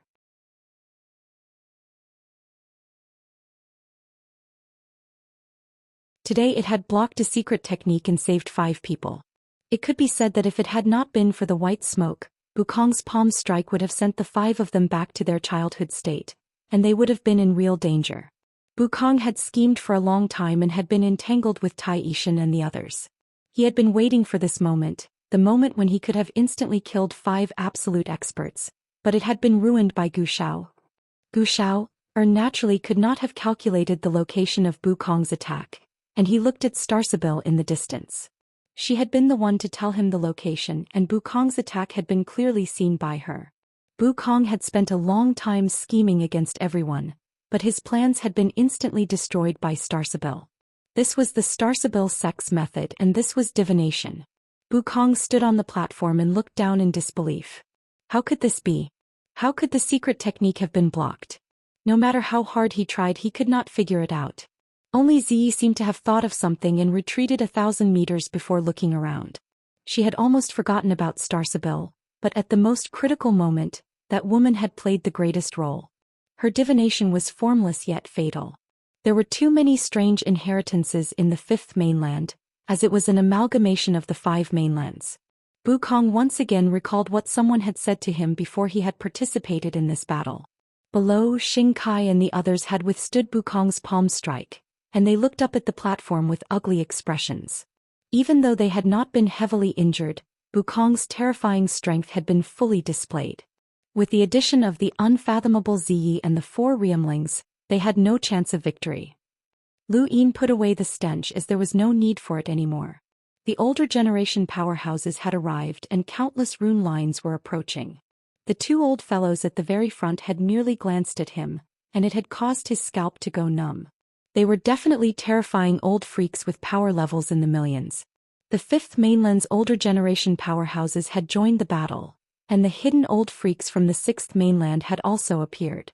They were hidden in the battlefield where millions of cultivators were fighting. A cultivator from the 5th mainland and a cultivator from the 6th mainland had been fighting for several days without a clear victor. At this moment, the 6th mainland cultivator suddenly displayed an unimaginable strength and wiped out his opponent with a wave of his hand. He then looked into the distance. It's time to decide the victor. A similar scene played out on the surface of the ocean as the 6th mainland's older generation powerhouses appeared one after another and displayed their terrifying might. They all rushed out and headed towards the edge of the astral phenomenon suppression. They wanted to penetrate the region suppressed by the phenomenon and decide the victor with the 5th mainland. Wukong was helpless. That had been his last attack and he had not been able to kill those 5. Now that the older powerhouses had joined the battle, he no longer had a chance. Although the 5th mainland was much weaker than the 6th mainland, they still had powerhouses with power levels above 500,000, and their attacks were enough to make Wukong feel apprehensive. This was no longer a battle between the younger generation. At the edge of the astral phenomenon suppression, a group of powerhouses from the 5th mainland charged out. They were led by a longtime elder from the Sirius sect and a longtime elder from the Hall of Honor whose power level had exceeded 1 million. They were followed by several envoy-level powerhouses, some from the Innerverse and some from the Neoverse. In the 5th mainland, only the Neoverse still had powerhouses with power levels above 1 million. Perhaps the Sword Sect or the Daoist clan existed in the Innerverse, but there was also a chance that they did not exist. A power level of 1 million was a threshold that determined the strength of a powerhouse. On the other side, the 6th mainland's older generation cultivators were led by 2 old fellows. They were definitely Cosmic Imprinter and there was a group of old fellows following behind them. This was the ultimate battlefield. Just as the 2 sides were about to collide, the astral phenomenon in the sky churned. Lu Yin, Supreme Immortal, and those who cultivated the Aeon Evolution True Scripture were the first to notice it, and when they looked up their expressions changed. The symbol progenitor's astral phenomenon moved as if it had a mind of its own, and it suddenly pressed down. Everyone stopped what they were doing and looked up in fear. The sky was collapsing. The progenitor realm was an indescribable realm. The progenitor realm was the origin of everything. The universe had been around for countless years and humans had been around for countless years as well. Since ancient times, the number of progenitors that had been born could be counted. Progenitors were not born out of a large number of people, but rather, it took many years for one to be born. Progenitors were on a completely different level. The symbol progenitor was a cultivator who had created a mystical civilization, and it would not be an exaggeration to say that he was a god. He had been able to injure the martial progenitor with just the remnants of his spiritual force, and his strength had covered the Innerverse and even half of the cosmic sea. Although he had died, he had still been able to influence the intercontinental war that would take place countless years later. This was the power of a progenitor. No matter who it was, as long as they had not reached the progenitor realm, they would not be able to pry into the mysteries of this power. The celestial imprint was the same. The symbol progenitor's astral phenomenon pressed down, and rune lines enveloped everyone. Everyone was filled with fear and despair, including Lu Yin. He did not know what the symbol progenitor's astral phenomenon was trying to do, but the 6th mainland was about to break through the astral phenomenon's suppression. This action was like a key that had unlocked another hidden power of the symbol progenitor's astral phenomenon. When this power was activated, it immediately illuminated an unremarkable elder in the 6th mainland's camp.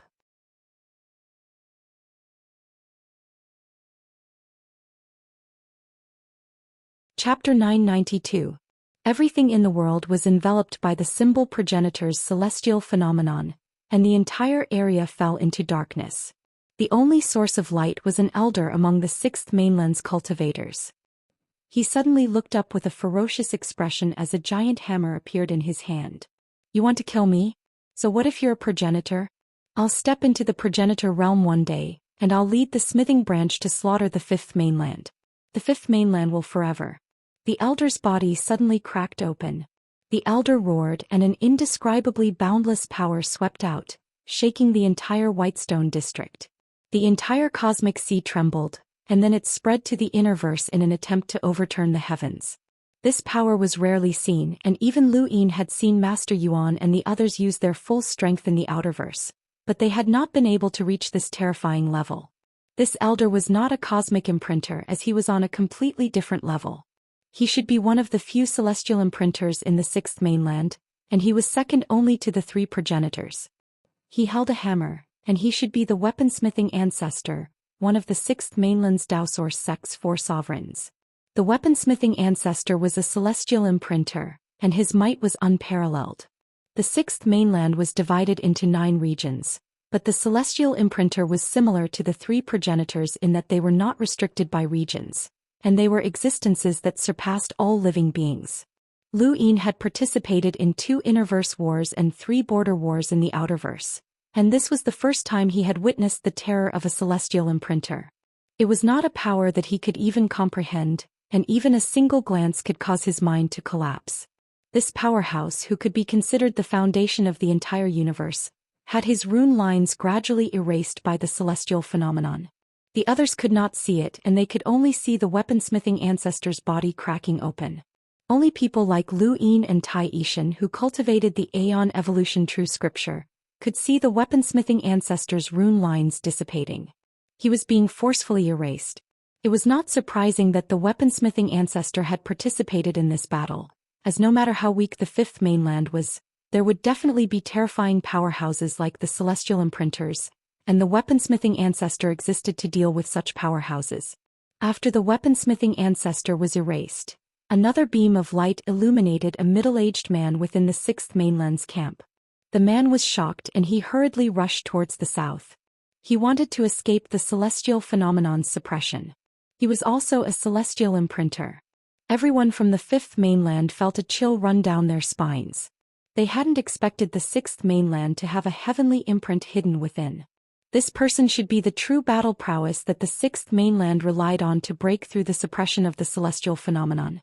With the weapon-wielding Grand Elder as the lead and this person as the support, they were able to completely break through the suppression of the celestial phenomenon. With 2 heavenly imprinters participating in the battle, there was a high chance of success. Moreover, the Sixth Mainland had a hidden cosmic imprinter with a battle power level of over 1 million. How many powerhouses from the Fifth Mainland could resist him? Only behemoths like the Hall of Honor and the Sirius sect had cosmic imprinters. As for celestial imprinters, even the Sirius sect might not have one. It seemed like a war that could be won, but no one expected the collapse of the astronomical phenomenon. The weapon-wielding ancestor wanted to resist, but as long as he hadn't stepped into the ancestor realm, he wouldn't be able to resist the power of the ancestor realm. Under everyone's horrified gazes, the tool-wielding Grand Ancestor was erased just like that, leaving behind an iron hammer that fell from the sky and smashed into the bottom of the sea. The other celestial imprinter was similarly erased the moment he approached the edge of the astronomical phenomenon's suppression, leaving behind a fearful and ferocious face that shocked everyone. In the end, he disappeared from the world without leaving behind even a trace of his aura. Everyone stared blankly at this scene. At this moment, regardless of whether it was the cultivators from the Fifth Mainland or the Sixth Mainland, they all felt that this was absurd. 2 invincible powerhouses had disappeared just like that, and the power that had erased them had only been astronomical. The Ancestor Realm powerhouse hadn't even shown his face. No, the Ancestor Realm powerhouse had already died. The remnant power left behind by a dead person had easily erased 2 celestial imprinters. Everyone was shocked by the terror of the Ancestor Realm, but at the same time, a desire to step into the Ancestor Realm welled up within them. He finally understood why the Sea King was willing to gamble with the entire Fifth Mainland. Even if there was a 90% chance of losing, he still had to gamble. He wanted to split open the skies for the fifth mainland, and a progenitor was a must. No amount of numbers could make up for the lack of a progenitor. He wanted the fifth mainland to give birth to a progenitor so that they could resist the sixth mainland. The sixth mainland's 3 domains had joined forces to attack the human domain, and at the same time, 3 other domains had joined forces to attack the astral beast domain. This was equivalent to using half of their forces to attack the fifth mainland. Seizing resources was just one aspect, but more importantly, they wanted to exterminate the fifth mainland's cultivation civilization and eliminate any possibility of a progenitor being born there. Lu Yin had once thought that seizing resources and exterminating the cultivation civilization were equally important. The more important thing was the distribution of benefits which would drive this war. But at this moment he changed his mind. Perhaps the sixth mainland wanted to exterminate the fifth mainland's cultivation civilization. A progenitor was too terrifying and unimaginable. There were millions of cultivators on both sides, and their determination to fight to the death vanished at this moment. Everyone was immersed in the power of the progenitor realm. Lu Yin's eyes narrowed and he looked up. The astronomical phenomenon that had originally covered this region had disappeared. He didn't know if the astronomical phenomenon in the entire Innerverse, including the cosmic sea, had disappeared or if it was just this one area. No, it couldn't be considered to have disappeared. There were still some remnants.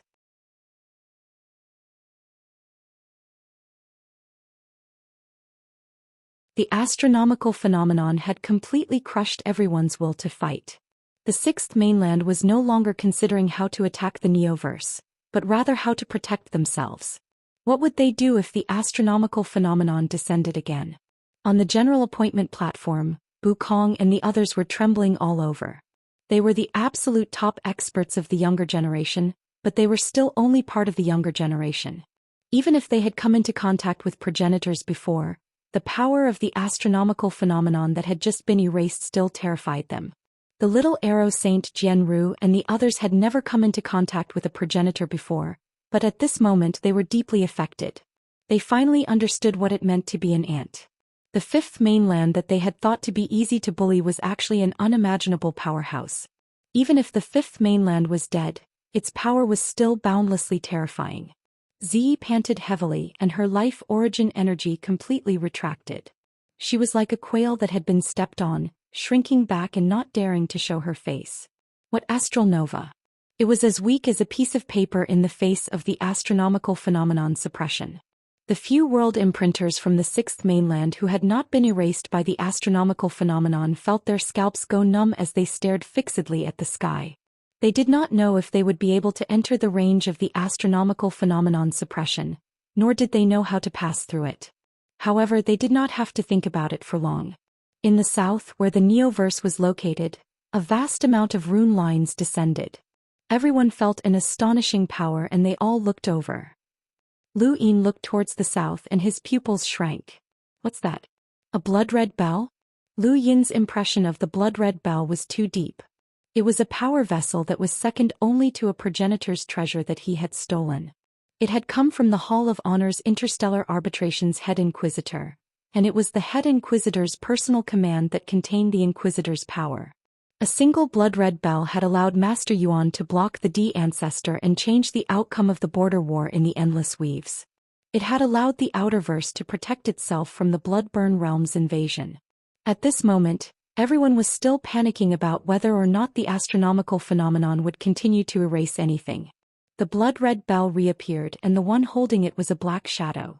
It did not have a physical appearance and it did not have any physical characteristics. It was as if a black shadow had torn through the void and descended from the distance, accompanied by the soft ringing of the bell. At that moment, everyone's minds buzzed, and it was as if they could see a large hand pressing down from the distance. Regardless of whether it was an imprinter or a world imprinter, they all froze at that moment. The black shadow swept past, and the color of blood churned as it dyed the heavens red. In just one move, one world imprinter and 2 imprinters from the sixth mainland had died. By the time everyone reacted, they saw that the sky was growing darker and darker. A black shadow had enveloped everyone. It's the Interstellar Arbitration's head inquisitor, Death's Shadow. Lord Shadow. Someone cried out.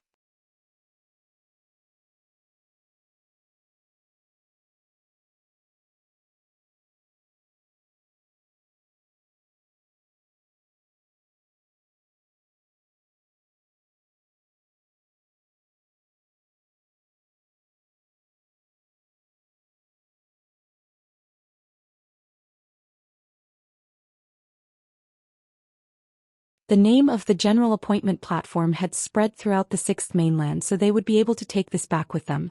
As long as they had the general appointment platform, the Fifth Mainland would have to endure this humiliation forever. The cosmic sea's weather was ever-changing. The miniature continent flew high up in the sky and the sea churned. Soon the entire surface of the sea rolled up like a reverse waterfall. The sea's churning seemed horrifying, but in reality, it did not contain much power. Furthermore, it had smashed into the bottom of the miniature continent, and when the water splashed onto the continent, it would just rain. Fortunately, this phenomenon did not occur in the Whitefall region. Otherwise, the white seawater would have corroded the miniature continent. The seawater dripped down and many cultivators were already in a bad mood. Now that they were drenched by the seawater, they became even more upset. They cursed out loud, but they suddenly stopped and stared towards the south. A group of black dots had appeared and then an alarm sounded. Z suddenly looked towards the south and saw a group of cultivators from the Fifth Mainland chasing after them. Her eyes went wide as these people actually dared to chase after them. Although they no longer had the All-Heaven Imprinter or Cosmic Imprinter, the Fifth Mainland's powerhouses with power levels in the millions did not dare to appear due to the suppression of the weather. Both sides had about the same number of experts, and the further north they went, the more experts there were from the Sixth Mainland. This was especially true since the Innerverse had long since been occupied by the Sixth Mainland. Were these people from the Fifth Mainland not afraid of death? The battle started once again, and the Fifth Mainland's older generation powerhouses faced off against the Sixth Mainland's experts. The 10 arbiters faced off against the Realmlings. Lu Tinmu found Ziyi, and just as she had said, he would leave Ziyi to her. Lu Yin did not care about the others, as his current opponent was the Sword in the Stone. The Sword in the Stone realm was a realmling of the Stone realm, and he had been present when Lu Yin had fought over the Jade Stone in the Daoist sect's ruins. The Sword in the Stone had used his sword chi multiple times, and if not for Xianxia and White Knight, Lu Yin might have been killed by this realmling. The Sword in the Stone did not speak much, and he simply carried a stone sword and swept through the void. Sword chi covered everything that could be seen with the naked eye, and no matter how fast Lu Yin was, he could not outrun the sword chi. Fortunately, the Sword in the Stone had suppressed his power level, so Lu Yin could barely dodge. Even so, he had no way of resisting the sword chi's suppression.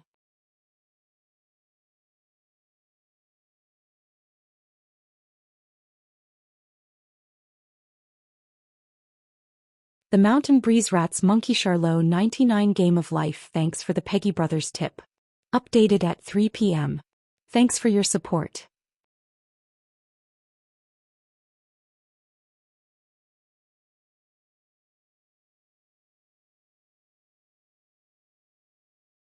Lu Yin activated the secret art and the true scripture of Ian evolution at the same time, changing the direction of the stone sword while simultaneously weakening its power.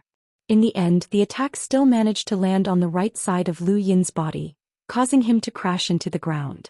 The secret resurrection technique was too unreasonable. How could anyone recover from their injuries so quickly? Shi Zhongjin glanced down and then raised his stone sword once more. This time a gigantic skysplitter sword slashed down. At the same time, several arrows tore through the void from another direction and shot towards Lu Yin. Lu Yin's pupils shrank. Not good little archer saint. 2 Realmlings' attacks had arrived at the same time, and Lu Yin's heart raced as he hurriedly dodged. How could there be 2 Realmlings? Were the others all dead? He could dodge the arrows and astral swords, but he could not dodge Shi Zhongjian's attack. Shi Zhongjin quickly charged towards Lu Yin with his sword pointed downwards.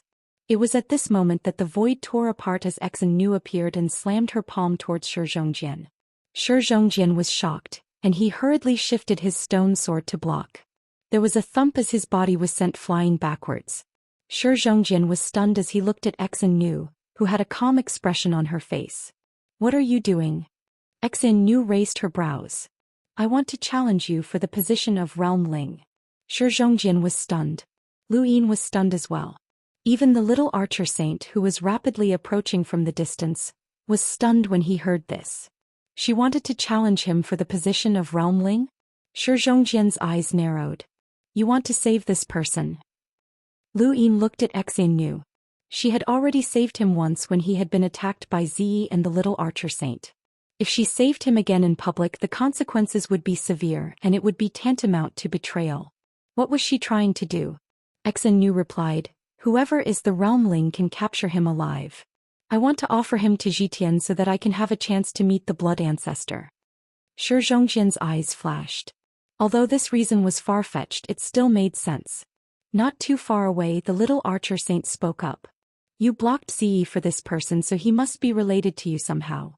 Xianxia ignored the little archer saint and instead stared at Shi Zhongjian. You and I are both from the stone realm, so make your decision. Either you give up the position of Realm Ling or we fight. Shi Zhongjian's tone was gloomy. What's your relationship with this person? Why are you helping him? I already said that I only want to meet the blood ancestor. Lu Yin raised his brows and looked at Xianxia. Woman, as long as you defeat him, I won't resist and will leave with you. Shi Zhongjian swept the sword in the stone towards Lu Yin, but Xianxia leaped in front of Lu Yin. He's mine. She then struck out with a palm. It seemed like an ordinary palm, but it caused Shi Zhongjian to feel apprehensive.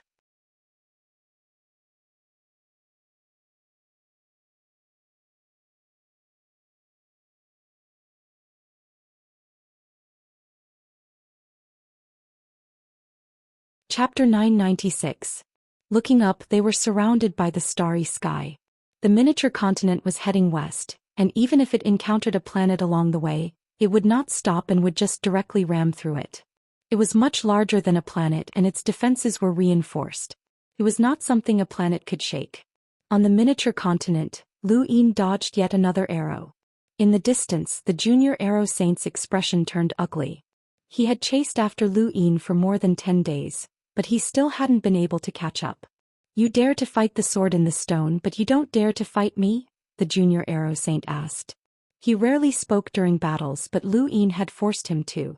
Lu Yin looked back as he had no other choice. With his current strength he could stall a Realm Ling, but it would be far too difficult for him to win. Still, it would be fine as long as he could stall a Realm Ling. The junior arrow saint was stubborn, or rather he was too eager to meet the blood ancestor. Even though he knew that Lu Yin was intentionally delaying him, he refused to give up. The two traversed region after region, and they had almost crossed the entire miniature continent. They were seen by countless people, and the shockwaves from their fierce battle had implicated many people. However, no one intervened from beginning to end. Even Summer and the others who had the qualifications to intervene did not step forward. Lu Yin had single-handedly held back a Realm Ling, and he had made a great contribution. As for the sword in the stone, it was still entangled by the maidens. In a corner of the continent, Night Queen Yanqing was panting heavily as her innate gift of purple eyes stared at a cultivator from the 6th mainland. This person was from an imprinter family, and although he wasn't an heir, he was still an elite disciple whose strength could rival the top 100 rankings. Over the past few years, Night Queen Yanqing had made great progress and had broken through to the Explorer realm, but at most she could only rival around 80th on the top 100 rankings, which was still somewhat lacking compared to this elite disciple. Woman, you must be from the Day-Night royal family. What an interesting family. Come with me and I can let you join our 6th mainland to cultivate your imprint.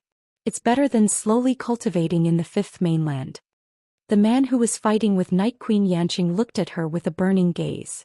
It had to be said that Night Queen Yanqing had the capital to be proud of. Her appearance was alluring and her clothes were revealing.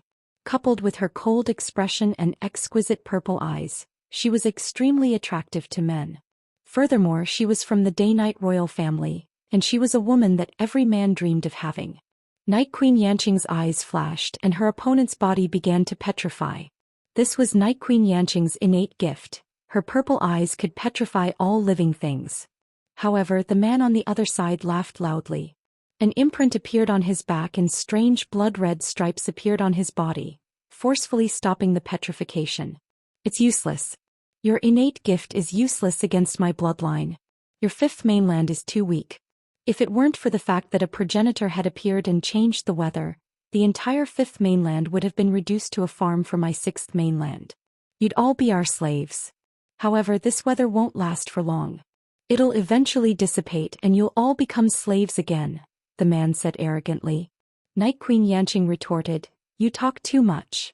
The man's gaze turned cold. "I've already been very courteous to you, but you don't know how to appreciate my kindness. Become my slave." He then charged towards Night Queen Yanqing. Night Queen Yanqing felt the pressure suddenly increase.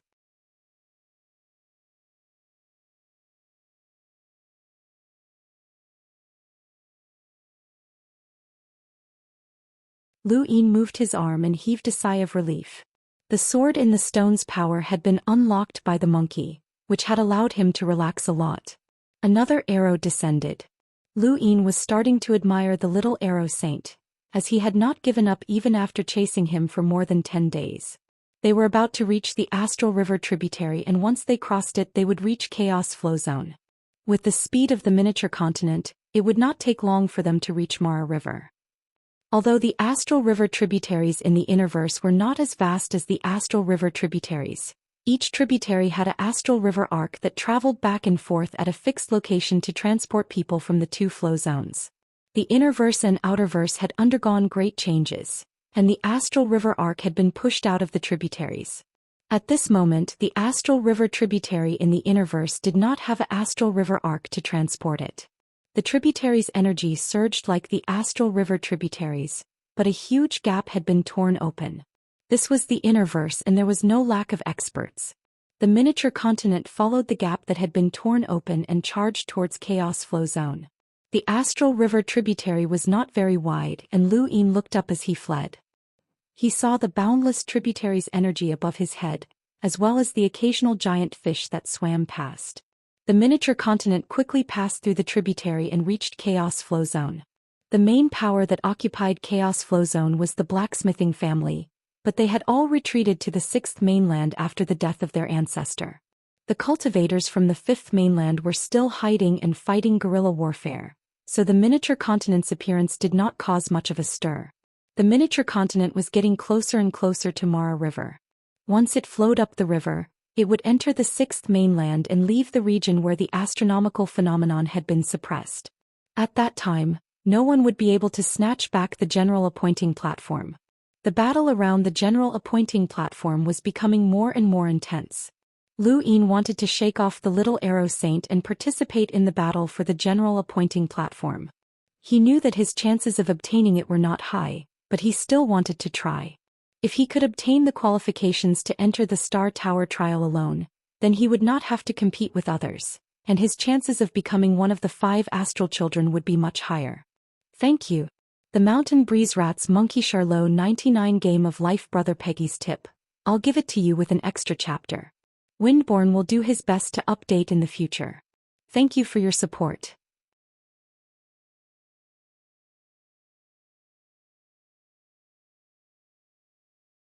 Chapter 997. The 5 astral children did not seem to be limited to a single power, but rather represented all of the fifth mainland's humans. Unknowingly, Lu Yin had brought the little arrow saint to the central region of the miniature continent, where many older experts were fighting. As Lu Yin approached the battlefield, he saw a familiar face, Night King Yuanjing. Lu Yin had originally thought that the old man was an enlighter with a power level of over 200,000. After all, the Innerverse and Outerverse had been separated, and Lu Yin had only been a Lemmeter back then. An enlighter was already very powerful to him, but now he could see that the old man's strength far exceeded his expectations. Back then Lu Yin had known that Night King Yuanjing was not at Northgate Taisui's level, but now he realized that he had underestimated the old man. Even if his power level had not reached 400,000 before being suppressed, he was still close to it. Before the Innerverse and Outerverse had been separated, Lu Yin had sought out Night King Yuanjing for help on many occasions. Although he had paid a price in a battle of wits and courage with the old man, he had always succeeded in the end. This time hope was no exception. As he thought about it, he shouted, "Grandpa Yuanjing." This time the weather had changed and the sixth mainland had slowly retreated.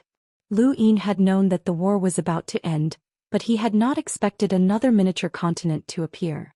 He had not planned to intervene, and neither had the Day-Night clan. However, he had received orders from the Hall of Honor's head inquisitor that he had to take back the general appointing platform. Actually, the cultivators from the 6th mainland who had been fighting against him were also very strong, and he estimated that their power levels were close to 300,000. Suppressing their power levels to below 200,000 was impressive, but it was still within Lu Yin's range of tolerance. However, plans could not keep up with changes. When that person shouted, "Grandpa Yuanjing," Lu Yin's entire body trembled and he was almost hit by the enemy. He quickly repelled the enemy and turned around to see a familiar figure that he had not seen in many years rushing towards him. He blinked and felt a little dazed. Night King Yuanjing was stunned, but before he could react, an arrow pierced through the air from afar. Night King Yuanjing sensed danger, and he raised his hand to forcefully change the direction of the arrow. After all, he was an enlighter with a powerful power level, and a Riemling's attack was not something that he could withstand. Night King Yuanjing also saw the young arrow saint who was very young. Furthermore, the power of the arrow that had just shot out made Night King Yuanjing realize that this person might be a powerhouse on the level of a realmling from the 6th mainland. This was not the first time that Lu Yin had used Night King Yuanjing to block a calamity. If it had been in the past, Night King Yuanjing would not have cared, as the Day-Night clan's reputation had shaken the universe, and everyone would have to give them face. However, this was a war between two mainlands, and at such a critical moment, this brat actually wanted to use Night King Yuanjing to block a calamity. At the same time, the experts from the 6th mainland who had been fighting with Night King Yuanjing also attacked. Night King Yuanjing glared fiercely at Lu Yin. This bastard. He would definitely settle this once this war was over. But Lu Yin had actually chosen to use Night King Yuanjing as a shield at such a critical moment. Very soon, the four of them were embroiled in a chaotic battle. Lu Yin had already become adept at dodging the Junior Arrow Saint's attacks, and when the Junior Arrow Saint and another expert from the 6th mainland attacked him and Night King Yuanjing, Lu Yin was able to evade their attacks without being hit at all.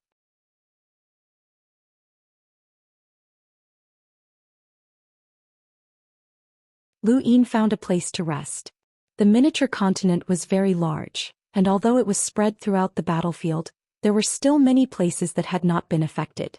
Lu Yin suddenly remembered something and took out his gadget from his cosmic ring. He wondered if there was any signal here. There was no signal and he did not know how to determine his position. However, judging from the direction, his destination was definitely the furthest west, which was in the direction of the Starfall Sea. There was the border of the Astral River, and there was also a tear in the Astral River that led to the Outerverse. There was also the Mara River, which meant that the 6th mainland's retreat had to have originated from the Mara River, and they were not far from it. Baidu searching 81 Chinese Networko. No advertisement.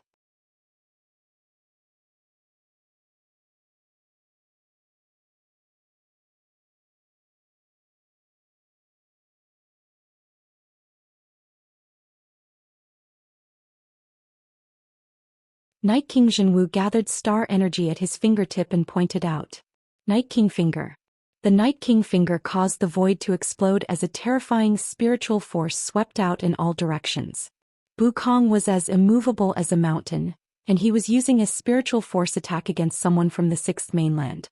This 10 arbiters must be crazy. The 6th mainland's cultivators valued imprints the most, and if they wanted to imprint a powerhouse, they had to strengthen their spiritual force. Even if they did not know how to use it properly, their spiritual force resistance would still be very strong. Furthermore, Bukong was one of the Daoist's 3 skies, so how could he not know how to use spiritual force? The Night King Finger was completely useless, and Night King Zhenwu knew that his attack was not aimed at Bukong but rather at Lu Yin. Anyone who wanted to join his battle would have to be qualified to do so. Lu Yin's body trembled and he stepped onto the stage. He glanced at Night King Zhenwu and his pupils turned into runes as he looked at Bukong, directly weakening his rune lines. Bukong frowned. One Tai Yixing had already made him very uncomfortable, and now there was another person who could weaken his strength. Bukong shifted his attack and sent a palm strike towards Lu Yin. Lu Yin had no intention of meeting Bukong's palm strike, as this person's innate gift and secret technique made Lu Yin's hair stand on end. Be careful of his great reincarnation technique. Tai Yixing shouted. Lu Yin retreated again and again, But how could Bukong let him leave just like that? Boundless palm images descended, and even the 10 arbiters did not know what kind of power these palm images contained. Perhaps some palm images contained the power of an innate gift, which could kill anyone who touched them. Or perhaps some palm images contained the power of a secret technique, which could send anyone who touched them back to their original state. This was how terrifying Bukong was. Lu Yin had the strength to directly face off against the 10 arbiters. His physical body, reflexes, usage of star energy and even spiritual force were all on par with anyone else. However, the most troublesome aspect was his innate gift and secret technique.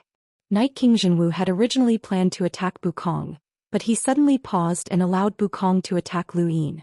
Night King Zhenwu hated this person, regardless of whether it was the grudge between this person and Yanqing in the Astral Combat Academy or the various events that had occurred after that. This was especially true when they had fought over the Jade Stone in the ruins of the Dao Source sect. This person had not only dared to not hand it over to Night King Zhenwu, but he had even destroyed it. This made Night King Zhenwu want to kill this person. Others could not see Bukong's attack, but Lu Yin and Tai Yixing could, as they were looking at the number of rune lines. Lu Yin could not avoid all of the palm images, but he chose the one with the fewest rune lines. He raised his arms and with a thump he was sent flying back 100 meters. He then looked up and stared at Bukong. Bukong frowned as his attack had been dodged. Just like Tai Yixing, Bukong's attack had been seen through. At this moment Night King Zhenwu's attack descended, and Tai Yixing took the opportunity to weaken Bukong's rune lines. Bukong had been mentally prepared for this, as even though his rune lines had been weakened twice, he could still make up for it in an instant. Even though Bukong's rune lines had been weakened twice, it did not mean that Bukong's power would be reduced by several folds. Otherwise, he would have been invincible in the home of the gods. Lu Yin and Tai Yixing had joined forces to use the true scripture of Eon evolution, but they had only weakened Bukong's rune lines by a little bit. Night King Zhenwu's attack was not very effective against Bukong, as Bukong did not care much about Night King Zhenwu. However, defeating Night King Zhenwu would not be easy as Bukong was too cunning. With Lu Yin's addition, the three of them were not able to fight against Bukong. The result was the same as before, as Lu Yin's addition did not help the situation much. Fortunately, there were no disadvantages either.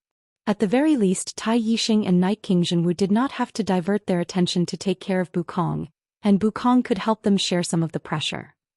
Gu Shaoer watched the battle from afar and he felt a little envious. If there was anyone who could snatch away the platform in the end, it would be none other than the person on the platform. If Lu Yin could join in, then Gu Shaoer felt that he could do the same. At worst, he could just stand aside and watch. Gu Shaoer consoled himself as he rushed over.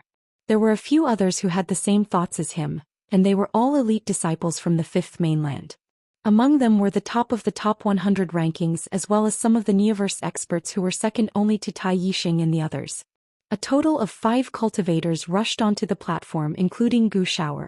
However, one of them was affected by Bukong's great reincarnation technique, and he was sent flying back to his original state. Then he was turned to dust by the shockwaves from the other's battle. Another person was swept by Jian Ru's sword qi and was cut in two. 2 of them were swept by Night King Zhenwu's spiritual force, and they fell down like idiots.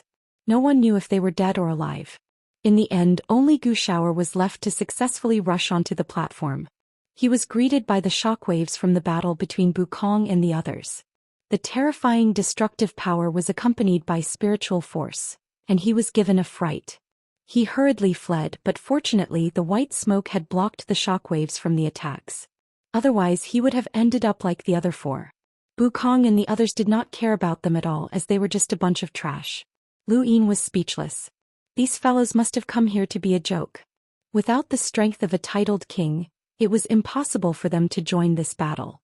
If Gu Shaoer had enough white smoke, then he would have had the ability to do so, but right now he only had a little bit of white smoke and it was not even enough to fill the gaps between his teeth. Gu Shaoer felt a lingering fear and he looked back at the platform. That scared me to death and I almost died. Let's stay away. Actually, it's possible to fake a fake general appointment platform. As long as we don't talk about it, who knows if it really was snatched away. You're tuning in to the Zhou Xian's Legacy YouTube channel. Don't forget to subscribe and join us on this journey to catch the most captivating stories.